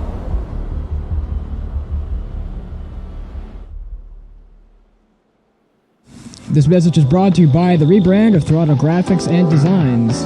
This publication may not be reposted without the authorized written consent of Throttle Graphics and Designs. NASCAR Camping World Ford F-150. NASCAR Xfinity Ford Mustang. NASCAR Cup Series Next-Gen Ford Mustang. Arca Menards. This has been the publication of the redesign and rebranding of Throttle Graphics and Designs. This message may not be reposted, republicated, or rebroadcasted without the authorized written consent of Throttle Graphics and Designs. Thank you, and thanks for your time. And we will be back from our brief Fireball Talks nonstop, absolutely, at this moment. And we return with Ethan Lane and Blake Gordon on the top two of the board. Lane, Blake Gordon, Matthew Thornhorst, Brad Patton, and Thomas Bressie looks to be on the high side with the top five as Nick Terrebutch goes down low, and it's anyone's guess as to who's able to get it done this time by. Equal playing field once again, and everyone seems to be able to keep it level this time through 70 laps remain here at Atlanta, and 106 laps in. This could be it. Ethan Lane going to be right there with Blake Gordon. Green flag goes this time by. We're back again. 70 laps becomes 69 laps to go, and nice jump for the driver on number 26 and Ethan Lane. Look at him go. Blake Gordon going to be able to keep it in second, and now Matthew Thornhorst goes up into third. Thornhorst has been awfully consistent this season so far.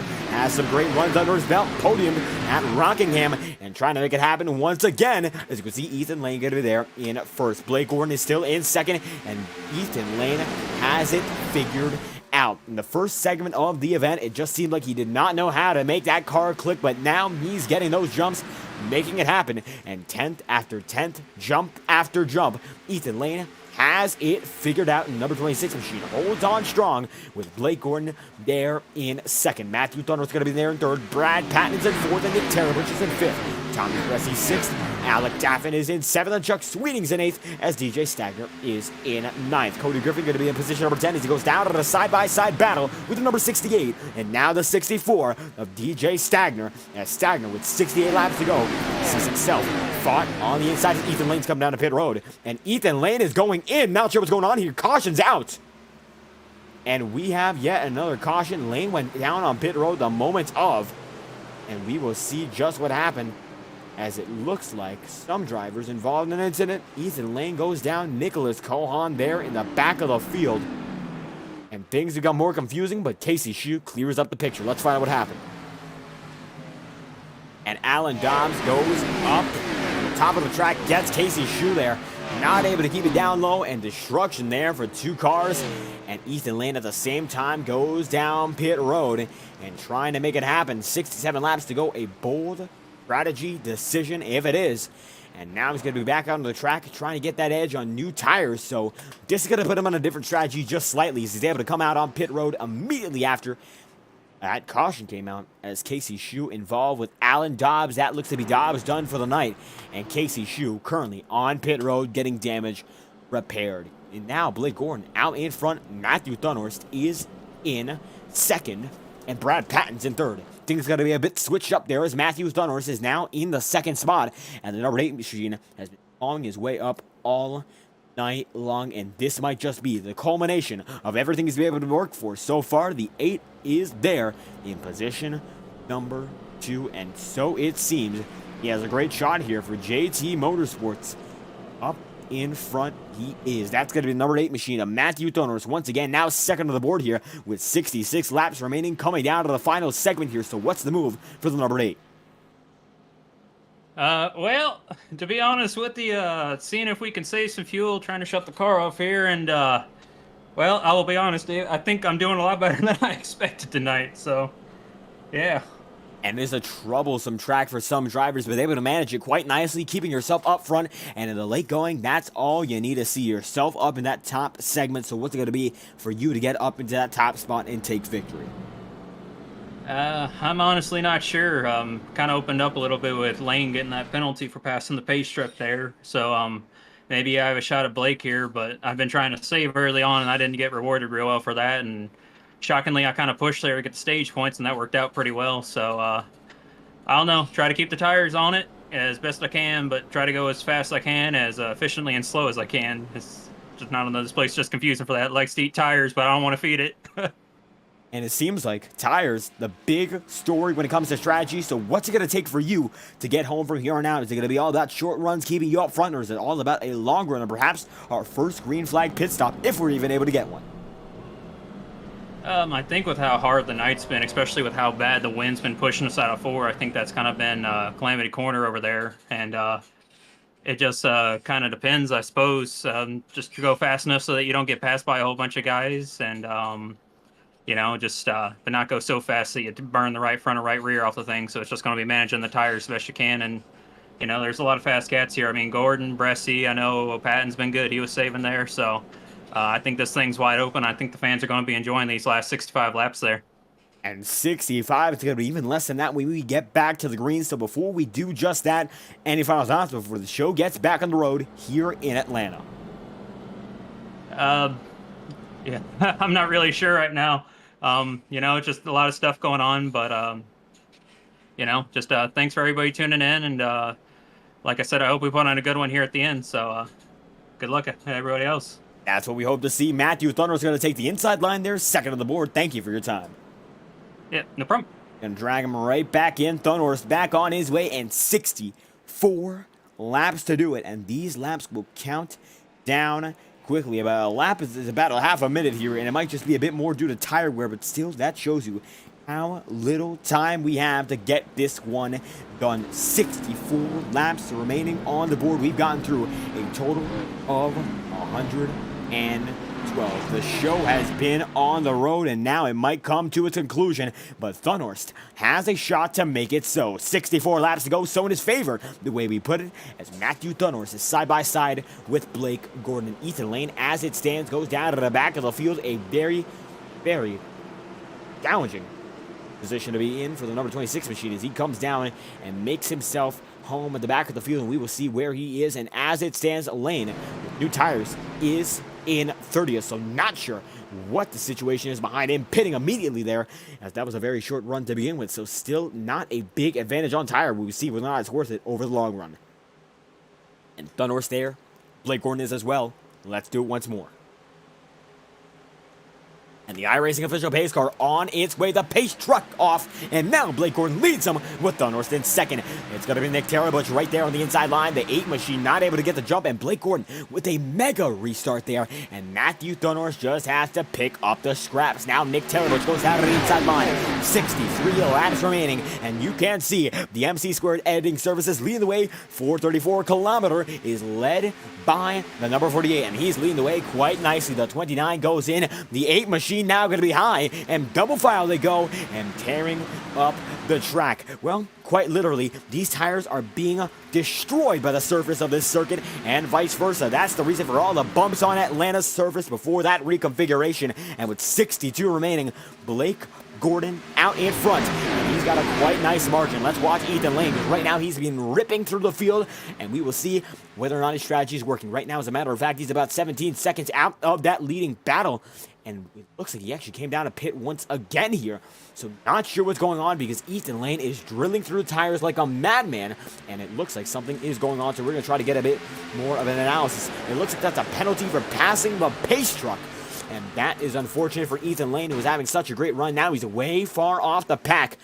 And I'll tell you what, he's going to need a comeback of a lifetime to get it back in front. Thank you, FORL for stopping by and giving us that information as we go 3 wide now with, it looks like, Brad Patton, Nick Terabutch, and Matthew Thunhorse. Thunhorse holding his own, but Blake Gordon is now out in front with 61 laps to go. It might be able to make it happen here as Lane far out of the picture and about a half track back. The 48 has what it takes to make this one his, so long as he keeps it nice and consistent. A total of 60 laps remaining here on the board, and we are coming down into crunch time. The number 48 leads Brad Patton, and now car number 2, position number 2, with 60 to go here. It is all about execution. You can't execute now, you will be far out of luck in getting a victory, whether or not you even deserve one on pace in the first place or strategy. You need to execute until it is done. And it looks like Matthew Thunhorse is going to be right there with Nick Terabutch, and these guys are side by side. Now they're going to be back to back as Alec Daffin is in 5th. Chuck Sweeting, position number 6 there. Thomas Bresci is in 7th. Cody Griffin is in 8th. With Don Stevenson in 9th. And DJ Stagner in the 10th spot. And Shane Ewing there in 11th. Chad Mikus is in 12th. And Rob Ackley's in 13th. And Michael Stroll is in 14th. As you can see now, Tyler Hensley right there side by side. Battle for the bracket that we mentioned with Michael Stroll beforehand. And the 38 has the edge over the number 5 with 59 to go. It is all about the pack here. And this middle gaggle of race cars is now the one that's pushing to the limit. About 31 cars on the lead lap so far. Ethan Lane, the last of which he's hardly in front of the leaders at the moment, though. Looking at the rear view camera, the leaders are right there in frame. And it looks like Brad Patton going to go right down to the inside on the leader. And look at him go. Now we have a new race leader. It's Brad Patton, driver of that number 2 machine. And he is right there, cutting it close with the number 48 machine as they barrel down to the front straightaway once again. Patton right there. Gordon is as well, and they come down now with 57 to go. Alec Daffin going to be able to make his way into 4th. We saw him running in the top 5 very early on, top 10 as well, able to make it up to the top 5 as a matter of fact, but now in 4th, highest he's ran all race long. And Daffin, one to watch as the night continues for Shaw Racing Products, as he's got Nick Terabutch right behind him. The pressure is mounting, but he's able to keep it on like it is nothing. Leading the way, 434 kilometer is still with the 48 machine leading the way over Brad Patton. Patton, we're right on board with him once again, is getting oh so close to making a move here. As we look at the hood camera and see how it is to be right behind the leader. Ethan Lane is going to be in frame there, and you can see Patton able to get a nice toe there off of the second turn into the back straightaway, and he tries to peek out for clean air, and looks like signaling to Gordon. Might just make a move now, might just wait, I don't know. And it looks like he does not know as well. He's trying to get that lead, of course, but right now, it's all about consistency when it counts. Ethan Lane right there, and he is still waiting for the leaders to get him. And it looks like it's a game of letting off there. The number 2 machine going to let off just a bit, and he had Blake Gordon right there letting off as well. So it's all about playing it perfect with your inputs. And TJ Stagner now going to be side by side there with Chad Mikas. We're going to check in this battle here, as it is the battle for position number 8. 8th going to be now taken by the number 25 machine down to the inside line. Stagner been up front in the top 10 all night long, but not his night so far. The 64 washes up high, loses that spot. One going to be in the wall there. Might be the 22, might be the 38, but Stroll is still ahead of Rob Ackley, as Blake Gordon in the top 2 battle is still persisting, as the 48 machine goes up to the high and is ripping that top lane. Brad Patton second, Matthew Thunhorst is in third, Alec Davin's going to be in the 4th spot, and Chuck Sweeting is in 5th. Cody Griffin going to be rounding out that top 7 segment, as Chuck Sweeting makes his way into 6th, and a great run for Chuck Sweeting indeed. And we have mentioned him a few times already, a great show put on by the driver of the number 75 machine, as Brad Patton is here in 1st and holds on with only so much time remaining. Patton there in front. Ethan Lane going to be a few seconds ahead, and now Chuck Sweeting goes down to the inside line and tries to make it so. The 75 machine there with the 29. Cody Griffin going to be there in that position number 7, and the 7th spot, a great place to be so far. Still a lot of time to claw your way back up, but it looks like right now it's all about the aggression, and single file they still are. But you can see moves being made side by side. Michael Stroll is with Shane Ewing. Ewing has that run. Tyler Hensley going to help him, and side by side the 38 is with the 32, and more importantly with the 5. The bracket is the battle that these guys are focusing on, and they want that charger more than anything here. Right now, far out of victorious range. Doesn't mean they won't chase the victory, but it does mean priorities will have to be swapped just a bit to execute at the optimal level in different circumstances. Looking back out in front, Brad Patton is still up there, and now Matthew Thunhorst making his way into the battle for that 2nd position. Thunhorst has been up there close to the podium all night long, and now getting closer than he's ever been before. Top side, they're all going to go. It's going to be Patton, then it's going to be Gordon, then Thunhorst and Alec Daffin with Nick Taylor right behind, and they are all working that high line now. And you would see top 5, top 6, top 7, 8, she goes down to that top 10 now, and everyone following the lead. Of course, it is a game of follow the leader out in front, and it usually ends up being one of these games as the race gets into its later stage, and Thunhorst not able to make anything happen so far. Certainly, he will try to make amends with that fact as the night goes on. 50 laps the distance, and the difference between the top 2 drivers, it is 1.5 tenths. That's a total of 1,500 thousandths of a second. When you put it in perspective like that, it's not all too much, but for these drivers, it is an eternity. And Brad Patton, who knows this, is out in front, putting it on like it's nothing. Brad Patton, Blake Gordon, Matthew Thunhorst, Alec Daffin, and Nick Taylor, but your top 4 as they come up on the lap car of Ethan Lane. Lane still running away from them just a bit. And the number 26 machine putting himself in frame, not being caught up just yet by your race leaders, but still, it is the final segment of this event, and the number 2 machine is gaining draft on the lap machine. That could be the number 26. Let's check side by side. Tyler Hensley going to be there with Rob Ackley. Ackley going to be right behind the number 32 Shane Ewing, and now Stroll going to dive up. And Tyler Hensley going to get right beside Rob Ackley, the 22, the 38 teammates up high, and Tyler Hensley in that mix as well. The Exalta number 5 holds on strong, not strong enough to make a pass that time, Drew, but still side by side with the 22, and still clear of Chad Cole in that number 17, 15 spot on the board so far, as Kevin McGarvey there in 16. And we're going to check further on into the field. Forrest Smith going to be right there with Alan Rowell side by side for 22nd spot. Forrest Smith able to make it happen for now, as we see Kyle Cooper back there as well. And no matter where you are still racing. Brandon Wencher going to be right there with Thomas Bressie. Bressie having an alternate strategy, and looks like that would keep it in the back of the field. Does not look like damage for the driver, number 24. Just looks at the track, not playing to his favor. And eventually, it looks like it's been a rougher night than we had expected for the number 24. Bressie running up front very early on is now going to see Brandon Wencher go down to the inside line on him, and nothing he can do but stay there and hope to get that push off. And that it won't be.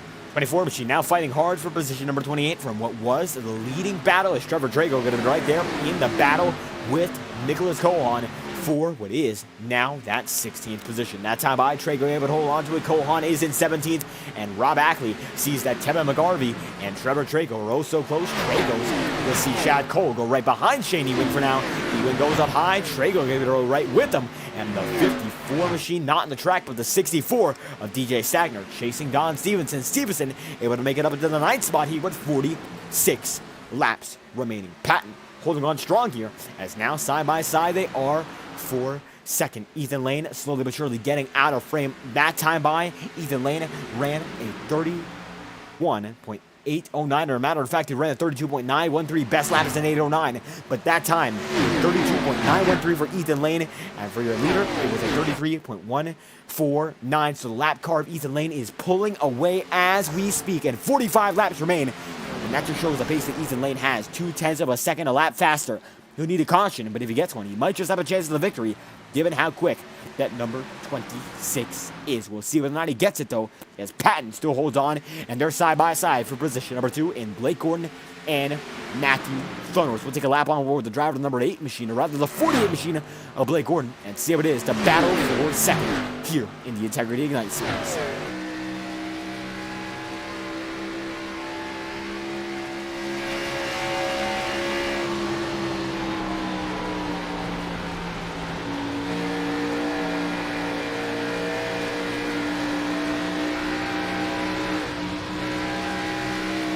Still battling the driver of the number 48 machine is as we crank down the engine just a bit.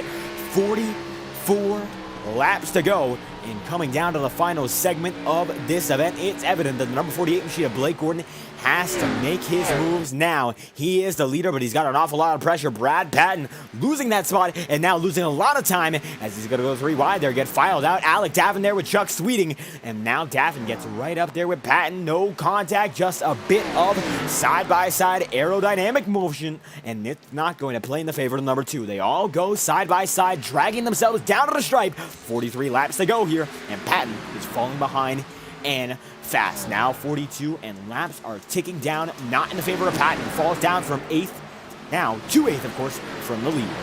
Blake Gordon is your race leader. Matthew Thornhorse there in 2nd, and Nick Terabutch is in 3rd. And these top 3 drivers playing a nice and consistent race. They have been up there since the jump and keeping themselves in competition. And that's the name of the game for some of these guys. Blake Gordon keeps himself intact as a caution comes out, and this changes the dynamic of the race incredibly so, as a big incident. Brian McFerrin going to be involved. Let's check out just what happened. And Nicholas Cohan up high, and side by side these guys were, and with 41 remaining, Cohan gets a bit squirrely, gets it in the wall, and then tries to knock it back. No, he does not. And then Kevin McGarvey just goes right up into him, gets Brian McFerrin, and that is where the issue begins. Daniel Foss gets involved, Alan Rowell, and you can see Florida Smith dives into it slowly but surely, almost gets collected there, and then does hit the 43 of Alan Rowell. Thomas Bresci able to make it through nice and smooth, and this is the saving grace for Ethan Lane, but certainly not what most of these drivers wanted to see, as Blake Gordon leads as the pace truck back out on track, and the drivers come back down pit road.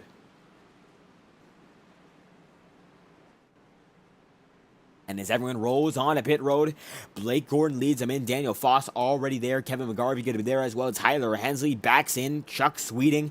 And you can see the entirety of this field is there as Gordon sees Michael Stroll right in front of him. Then DJ Stagner. Everyone in this pack slowly but surely making their way in. Brian McFerrin. And we will see who comes out on top. And now it looks like, as a matter of fact, Blake Gordon will come on top in front of Matthew Thornhorse. Then it's going to be Nick Terabutch and Alec Daffin. Then it's going to be, it looks like, Chuck Sweeting there with Chad Mikas, Cody Griffin. It's going to be the driver of the 2 machine in Brad Patton, Tyler Hensley, Don Stevenson, Trevor Trago, and then Michael Stroll, Shane Ewing, Shad Cole, Joan Dinsmore, Nicholas Cohan, and then Brandon Bernhardt, Brandon Wencher, Justin Morton on his way as well. And with 40 laps remaining, it is a sprint to the finish from here on out. Cal Filarski is your race leader, and Jacob Fife back out on the track after a total of 96 laps and an hour and 8 minutes on pit road. So welcome back to the driver of the number 36 machine, but still a long way to claw himself back if he wants any positions out of this one. Blake Gordon in 2nd here, And Matthew Thunhorse is in third, as Nick Terabutch, a driver we have not spoken to just yet, is in fourth. So how we get a word with the driver of that number 29 machine and see how it is to be up there in the top 5. A great run so far. Let's see what he's got to say after what has been the good majority of this event. Nick Terabutch up there in that top 5, and we will get him in immediately. Give us just a moment as we get to number 29 in the broadcast booth. And that we will do. It is the driver of the number 29 machine we are hoping to talk to. Nick Terabutch, currently 4th on the board and just took tires. So what is the game plan from here on out?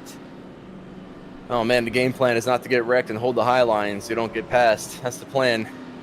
And we have seen that high line come into form in the last few laps, last few dozen of laps as a matter of fact. And now with his final sprint to get to the end, what's it going to take to maintain position with all the aggression, getting to an all-time high in this race? I think it's going to take just being patient at the right times. If the car in front of you slips up, don't cause a needless caution. But it's kind of have to balance that with, not getting passed on the inside or anything. But I don't know, man. I'm just going to optimize every lap that I can, try to keep the mistakes to a minimum, and just hope that the guys in front of me make a mistake so that I can, squeeze by them when they get out of line. And we have seen some mistakes here at Atlanta tonight. It has been a challenge for a lot of drivers to make this one happen. A very, very unique track when it comes to the characteristics on its surface. So what's going to take for you to get the advantage as we go one lap to green this time by? Yeah, it's going to take me not killing my tires at the very start, because if you do that, you're just going to plow and never make it to the end. But, I'm just going to keep doing what I've been doing. I think I've been doing pretty well on restarts and able to hold my spots. So we'll see if I can keep it rolling. It's getting kind of shady, so some more grip too. And absolutely, as track temperatures might get lowered. One lap to green this time by. Any final thoughts? Not really, man. Thanks for broadcasting, and I hope it's been a fun one to watch. It's been fun to race for sure. Absolutely. Nick Terabutch going to be top 3 on the board so far according to timing and scoring there in the second row. Thank you for your time. Thank you, sir. Drag him right back in. Terabutch going to be back on his way. 38 laps to go, and the 48 is the driver on the high side who has this one in his hand so far, and he might be able to pull away and get his first victory of the season. The stars aligning for Blake Gordon if he's able to hold on from here on out. And look at who's back on the lead lap. It is the driver of the number 26 machine, and that is Ethan Lane, 23rd, fastest driver in the long run. So we will see what he has in store. We've seen some 30-plus lap runs before. Could he get another one? And could he drive up to the front of the field with one? We will see. The iRacing official pace truck is back in. This is the sprint to the finish. 38 to go. Green flags out. Led by Blake Gordon. And Matthew Thunhorse is in second. Alex Athens in third. And the double file is going to be from second on back here, as the 8 machine is going to be split 3 by not only the 29, but of course the 1 machine. NASCAR's going to make it 3 wide here, as Terabutch goes out of the inside line and keeps his tires in check. Top 10 going to be mostly single file, some double file action. It is very, very minimal, and they keep it rolling. The 29 machine right there with the 8, and Blake Gordon's going to be there in first. Alec Daffin in the 3rd position right now, holding on the high side. And Terabutch said it best, the high side where you want to be. Everyone seems to be running it. The reason is you can't get fouled out once you're up there. Terabutch able to make his way back up there. One driver going to be there on the inside line, not working out, it appears to be. Don Stevenson's going to see that Trevor Trago is that one driver, as Brad Patton peeks down low, not going to go there. There's a 37 machine taking the risk here. Tyler Hensley in 7th is as well, but it does not work out just yet. Going to be side by side with Chad Mikas at 36 laps to do it. And now the 5 machine going to be right behind the 25 as the 75 going to lead him in to the front straightaway, but the leader overall is still the number 48 machine. Blake Gordon has been on the move all night long, and 35 laps remaining. He's just going to have to seal the deal and make it a nice and easy finish, as Brad Patton going to be side by side with now Cody Griffin, but what was Tyler Hensley. The inside line seems to just be slower, as Hensley going to be able to make his way up there, and Trevor Trago has the luxury of using the inside and outside whenever he wants to. Nobody going to be able to block him so far, as now it looks like it's going to be a slowdown for the number 3 machine that keeps him out of his slot in line, and these guys are getting bunched up, and that is slowing them down, as Tyler Hensley losing time to Chuck Sweeting and Chad Mikas, as now the battle for 7th is getting just about as intense as the battle for lead, if not more so, as Blake Gordon holds on to the inside line. Trevor Trago goes down to the inside. Tyler Hensley there with Brad Patton. Patton on the inside, and and Trevor Trago there on the inside as well, with Cody Griffin pushing Tyler Hensley out in front of this battle. 34 laps to go. Watch out. It's going to be the 5 machine leading this battle as one goes up into the wall big time. That is a huge shunt, and it's going to be Shane Ewing, I believe, as Nicholas Cohan able to save it. Drivers getting bunched up and bunched out. 30-second replay on the batters. The number 32 machine certainly seemed to have lost something there. We will see just what happened right on board with the cockpit view of the 32 and see what happened to Shane Ewing. And Ewing going through the turn, gets in the wall, and that's what's going to hook him in once again. And he's going to take a big hit to that right side aerodynamic and perhaps even engine damage, as he's now losing more time and more speed. That's not what you want to see, especially so late into the going, as he's now going to be side by side with Brandon Wencher for position number 22. Blake Gordon going to be right there in first. Matthew Thornhorse there in second. Alec David going to be there in third, and Nick Tarabuch is in fourth. Ethan Lane, who's been clawing up through the field, is currently in 14th and gaining more and more time. It might not be enough to get to the victory. From here, he might need a caution to reset it once again, but if he gets up there, he will be a threat, as he's catching up to Chad Cole this time by, and Don Stevenson as well. And he has been pushing 100%. With so much time remaining, you might as well do it now, because you know you don't have a shot at that victory. With all these guys strive to attain. And of course, we see it night after night, the push for victory, no matter where you're racing, as Tyler Hensley now going to go down to the inside line there on Cody Griffin. Not going to be able to make it so just yet. Almost gets a quarter bond of contact, and they're able to save it, as the 3 machine there with the 5 coming to the line. Single file here, as right behind him, the battle is more intense, and that is going to be involving Tarabuch, Sweeting, Cody Griffin there as well. Single file out in front. Blake Gordon going to have to run it out with 30 laps remaining. That itself is a challenge. We will see whether or not he's up to it. There's 30 to go here in Atlanta. Very few drivers stand the test of time up front, let alone with a clean car. As 30 remaining, Blake Gordon leads Dunhorst, and then Alec Davin finds himself in third, with Nick Tarabuch there in fourth. Chuck Sweeting fifth, Cody Griffin in 6th, and Tyler Hensley is in 7th, with Trevor Trago in 8th, and Brad Patton in 9th. 29 laps to go here in Atlanta. The MC² Editing Services lead the way. 434-kilometer event is coming down to the final segment and the final push to victory. For any driver, it is here, it is now, and Blake Gordon leads by 0.2 of a second over Matthew Thornhorse. It looks like he's checking out the same way Ethan Lane is. It might not be as quick, but right now these guys are wearing their tires in, wearing their tires out at the same time. And as they do just that, you will see times begin to drop when it comes to lapping. A race of attrition once again. These cars do not need all too much time to heat up their tires, and it seems like it is evident once again that the 48 machine is holding on like it is nothing. Tarabuch there in fourth, Alec Davin is in third, and Matthew Dunhorst is in second. Top 2 drivers, the 48 and the 8, as Davin's in third. Tarabuch now going to have some battle there with Chuck Sweeting. Sweeting's able to hold on, but not going to be able to do too much about it, as Cody Griffin is there in 6th, and Tyler Hensley is in 7th. Brad Patton 8th, Chad Michaels is in 9th, and Trevor Trago is in 10th. Don Stevenson going to be in position number 11 here as he fights with Ethan Lane. Lane makes his way up into 11th already, but now it looks like he will have a bit more for the field. He goes out of the inside line on Trevor Trago this time by. Not yet, but it's certain that he wants to make that move here and now. He waits as the sun is glowing once again over Atlanta. And now it seems like the time is now to strike, as Lane is stuck here in 11th. He might just have the pace to keep on going, as Blake Gordon still leads, with now Matthew Thunhorst right there on his back bumper. Thunhorst 2nd, Alec Davin 3rd, and Nick Tarabuch in 4th, as Chuck Sweeting rounds at the top 5 with Cody Griffin in 6th, and Tyler Hensley in position number 7. Brad Patton's going to be in 8th, and Trevor Trago is in 9th, with Chad Michaels there in that 10th spot. And the battle for 10th is now going to involve the 26 to 25 and that 37, as it looks like the lead-footed number 26 is right there behind Chad Michaels. Riding aboard with Michaels, you could see Lane trying to make something there on the inside line, trying to force the issue. Not able to force it all too much just yet, but now he goes down and dives it in, and Ethan Lane able to make it so that time through. And Lane finds his own and puts it back there. As you can see, Michael Stroll right behind the driver, number 25. Ethan Lane now in front by about a car length or so. And it looks like that is all she wrote for Stroll. But you can see Chad Mike is able to hold on there side by side as we speak. And door banging, they are. Mike is able to hold on for only just a moment, and it won't hold on for all too much longer. Michael Stroll, they're right behind him, but Ethan Lane able to take 10th position with 24 laps to go.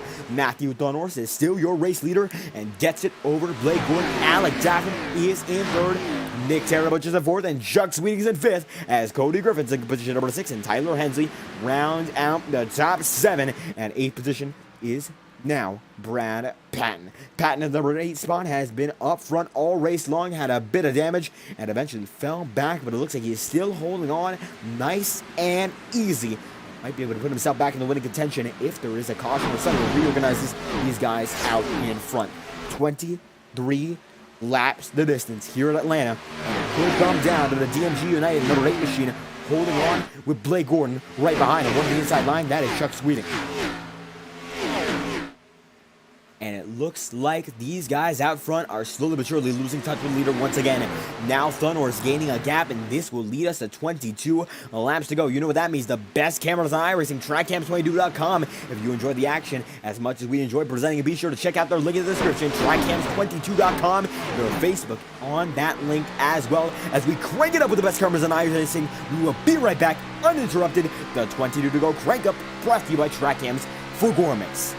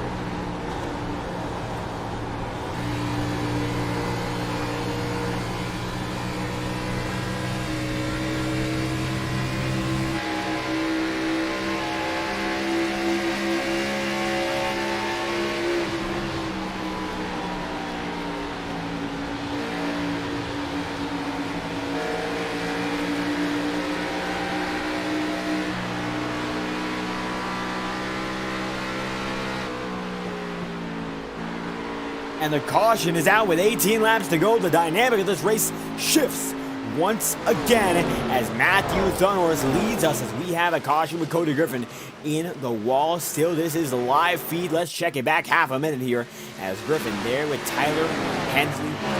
18 laps remaining. This will be at the very most about a 12-13 lap run. Griffin gets in the wall there. He's going to keep it in there and slams it once again and goes down and around. That brings out your yellow with 18 remaining. Drivers go into the grass to try to avoid it, and that they do. So one driver involved, but that is a safety yellow on the circuit. 17 laps remaining, and I do believe drivers will come into pit road this time by with Matthew Thunhorse leading. Alec Daffin and Nick Tarabuch going to be there in third.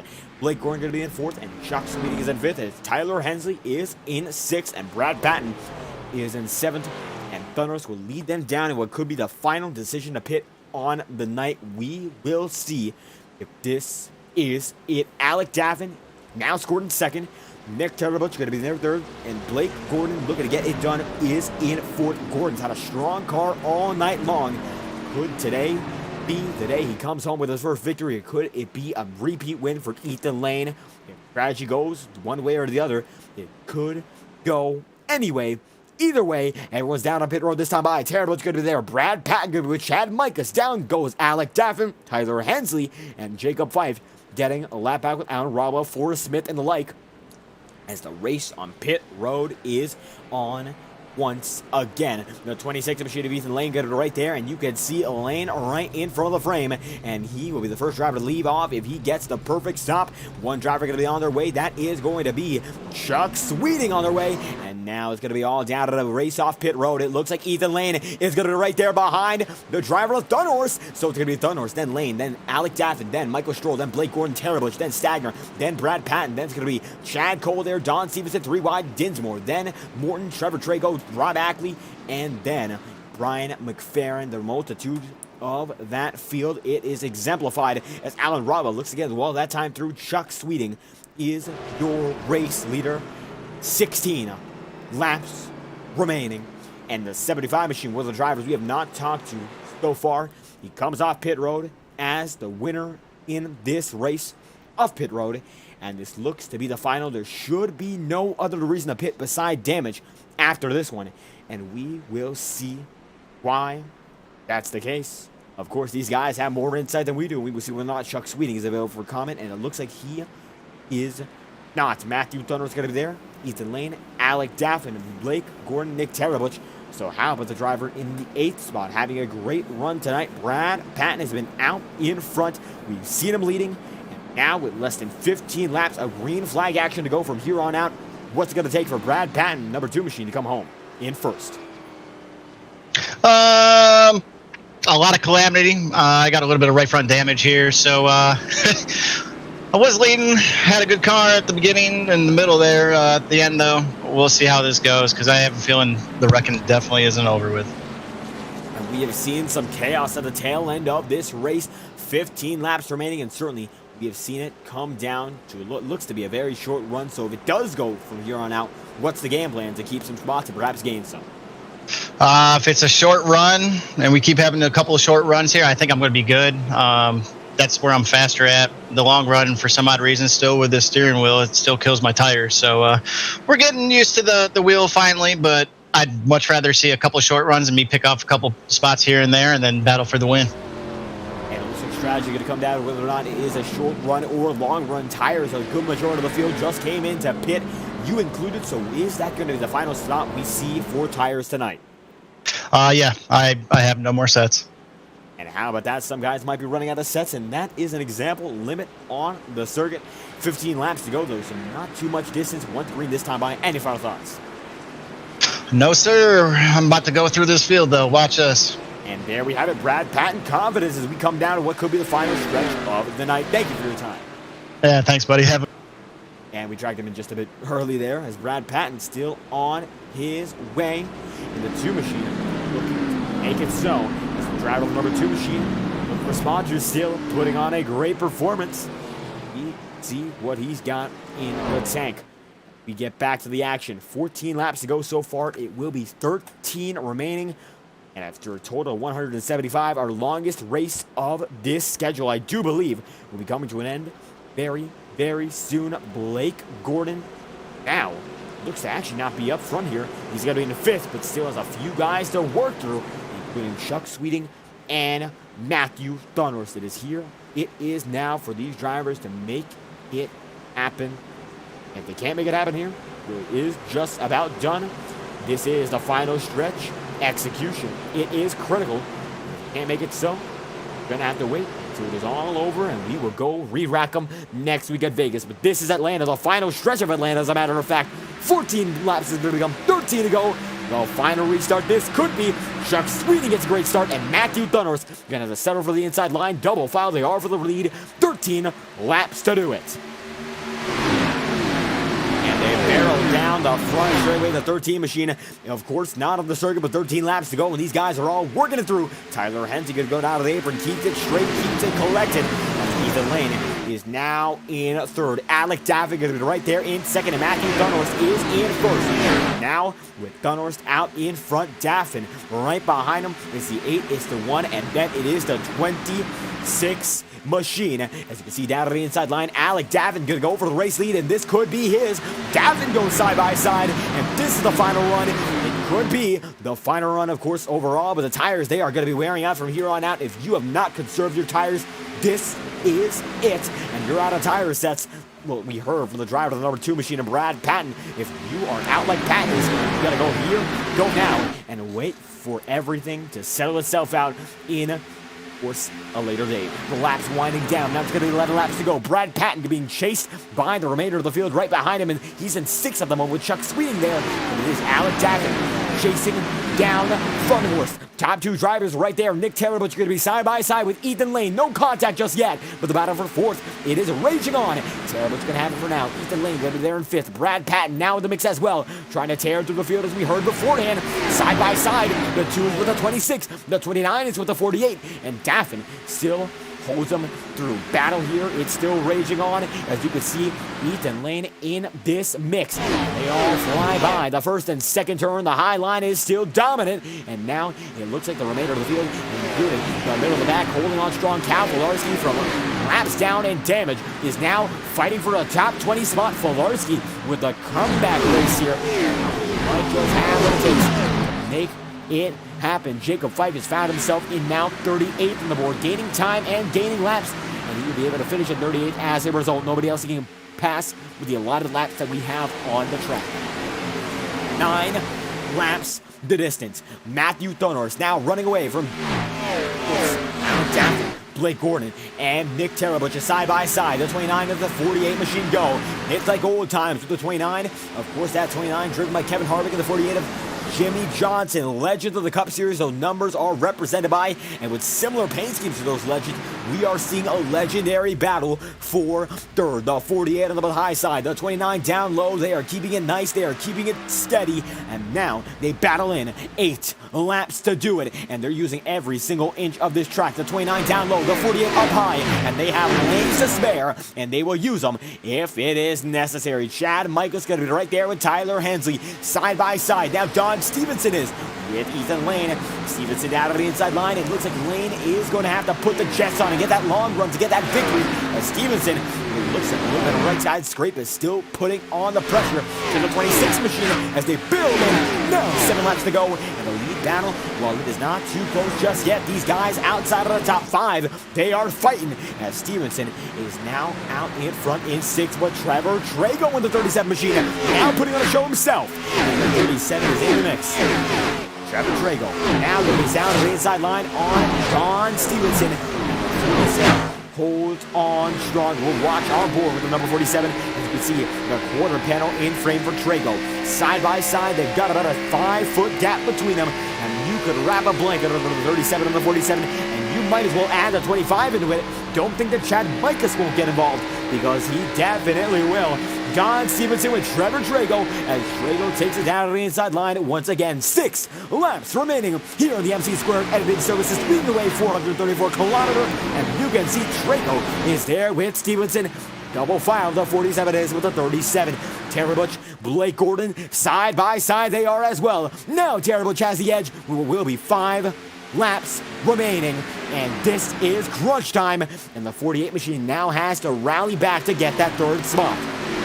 Trago side by side with Don Stevenson. Now Trago has the edge. It's a big edge this time by. He's got about a car length or 2 that time. The run is in his favor. Now Stevenson's going to have to think if he wants to make something happen. That he, of course, is calculation and preservation of the car. Those are the big factors you need to keep on count on. As you can see, the 47 going to be able to come off the track there. He has a bit of damage, but he's still got a lot of pace. Ethan Lane falls down into 10th, and now Thunhorse leads by half a second over Alec Daffin. The worst thing for him right now would be a caution. He wants this race to end here, and he wants this race to end now. He's just going to have to weather the storm and make it through for the final 4 laps here at Atlanta, and now it's going to be about a 3 1/4 as he makes it down to the stripe. Nick Terabutch there. Blake Gordon going to be in the mix as well. Brad Patton's going to be the number 2 machine, and Trevor Trago going to be that number 37 coming down to the stripe as well. Don Stevenson in the 47 with Chad Mikas there in 8th. Hensley, 9th. Now going side by side with Chad Mikas. And this is going to be for position number 8 and a solidification in the bracket for a charter. Michael Stroll. Not up here. He's going to be in now position number 22. Not playing out in his favor, but then the 5 machine holds on with the 25, and Chevy on Chevy here, and make that 3 Chevys fighting for 7th. 2 laps the distance. It's going to be the number 1 machine on the track and the number 8 machine in number. Matthew Thornworth crosses the line, and it will be 2 to do it. He needs to get to that white flag to make this race official. If he doesn't, he's going to be in a load of trouble. A green-white checkered. Tempers might flare. Aggression will be there, and it's going to come down to him doing it here and now to get the victory in Atlanta. And the 8 machine looks to be coming home smooth sailing, no contact, side-by-side battle. That is Fularski. That is Michael Stroll, but it's going to be no use. Coming down to the stripe, he already did. Matthew Thornworth makes it to the final lap. 1 lap to do with Alec Daffin going to have to send it into the hills if he wants anything out of this. Daffin with a great run tonight, slowly but surely escalating up the field. Nick Tarabuch, consistency has been key, and Blake Gordon using practice to get up to 4th. But it is Matthew Thornworth adapting to the field all day long, and the number 8 machine will come home victorious for the first time this season. Matthew Thornworth wins the MC² editing services, leading the way 434-kilometer event, and he wins it fair, square, and clean. He needed everything there, and it came in his favor. And we will get your race results. Thornworth's execution is what got him there. He might have not been the fastest driver. Ethan Lane certainly had a hell of a lot of speed. And he might not have been the driver that led the most laps. But it's not about where you start. It's about where you finish. Matthew Thornworth finishes first by a half second over Alec Daffin, Nick Tarabuch in 3rd, Blake Gordon in 4th, and Brad Patton in 5th. Then Trevor Trago 6th, Don Stevenson in 7th, and Tyler Hensley in 8th as Chad Micus finishes in 9th. Joe Dinsmore rounds out your top 10 and number 95 as Gail Brooks finishes in 11th, and Ethan Lane is in 12th. Thomas Bresci in 13th, and Brandon Bernhardt in 14th as Chad Cole is in 15th. EJ Stagner finishes position number 16. Chuck Sweeting in 17th, and Ryan McFerrin in 18th. As Rob Ackley finishes in 19th, and Kyle Cooper finishes in 20th. Cody Griffin 21st. Michael Stroll 22nd, and Shane Ewing in 23rd. Justin Morton's 24th, and Cal Fularski is in 25th. Alan Rowell is in 26th, and Forrest Smith's in 27th. As Kevin McGarvey comes home position number 28. Casey Shue in 29th. 1 lap down. First driver 1 lap down as retirees go as follows. Nicholas Cohan in 30th, and then Brennan Wenger, Daniel Foss, Boomer Logan, Alan Dobbs, Braxton Lewis, Kevin Mass, Adam Wood, Jacob Fife, who actually came back to the track 96 laps down with Timothy Johnston, Cody Smith, and finally John Runkle Jr. rounding out this event as Matthew Thornworth taking a tour of Atlanta Motor Speedway, and 8 machine comes home victorious. And what a race for him out in front at the time where it mattered. And it will be EMG United win. The number 8 uniting the force of the Ford Mustang that he's under and his driving ability to get this victory, first of the season, here at Atlanta. How about that? And we will make sure that every driver is available for comments. As it stands, we'll try to make sure Alec Daffin ready for an interview. But everyone else ready as the 8 machine gets it to the start-finish line. And Matthew Thornworth despawning from the circuit, but still coming home the victor. And his consistency was indeed key. Matthew Thornworth with a race to remember, and he comes home on the top of the board as we get any footage of his car, and we will try to get that on your screen. Matthew Thornworth will be the man who we pull in first, and how about that for the driver of the number 8 machine, able to get it done in what is the longest event of this leg of the season. 434 kilometers here at Atlanta, a grueling event and a race of attrition. Matthew Thornworth, the race winner. How do you feel after this one? A little bit between absolutely tickled pink because I didn't expect this at all this week, and just a lot of good hard racing up there at the front, and just I'm exhausted, man, after just that one caution that came out like 15 to go, and I saw some of the guys take 2 tires, and I was like, "Oh." And got fortunate to get around them pretty quick and kept Alec, behind me, and then, yeah, just, almost really botched it with, like, 2 or 3 to go, almost looped it out of 4 there, pushing real hard, and it was such a big change there to try to just haul the mail there on that final run when we had been trying to save tires all night, but I don't know, I just kinda changed my mentality when we went to try to get those stage points around a little bit harder, and it's almost like everything started clicking. I started figuring out the track a little bit more, and, it just really paid off the end there. And it looks like aggression played out in your favor. And it looks like, of course, strategy, a big talking point, and your tires, of course, alongside everyone else, is about the same age, 15, 16 laps. So what was the key for saving them to the tail end? Because it looks like aggression was something you were really focusing after, pushing it to the limit. Yeah, like I said, just that last run was really crazy where it's because it was weird because I thought Blake was doing pretty good there on tires, but I guess he kind of ran him off, and I kind of saw that Alec and them all were coming, and I was like, you know what? I gotta go. So I felt like I kind of had a really good long run car there, and if it wasn't for the caution, I probably had a good shot at getting it done. And um, and then I kind of just had to pretend it was practice, and I drove a lot deeper than I wanted to, and there were some times I drove in too deep, especially into 3, and that's what almost caused me to loop because I just had so much wheel in it that the rear end just broke loose on me, and it was just trying to adapt to that change, and I did all right there for the first 5 laps, but there towards the end, once we got 10 laps or whatever, Alec kind of showed, and I think Nick was back there, and if I was made another mistake or two, they would have been right there chomping at the bit, and you might have had one of those really nice Atlanta photo finishes. But being a little selfish, I'm kind of glad it wasn't. And either way, photo finish or not, a great run there. And when we talk about the drivers here, it was, at the very first half of the race, a dogfight to get up front. Looks like it calmed down for the leading battle, but still, was there any thought in your mind that it would become a fierce battle at the tail end of it?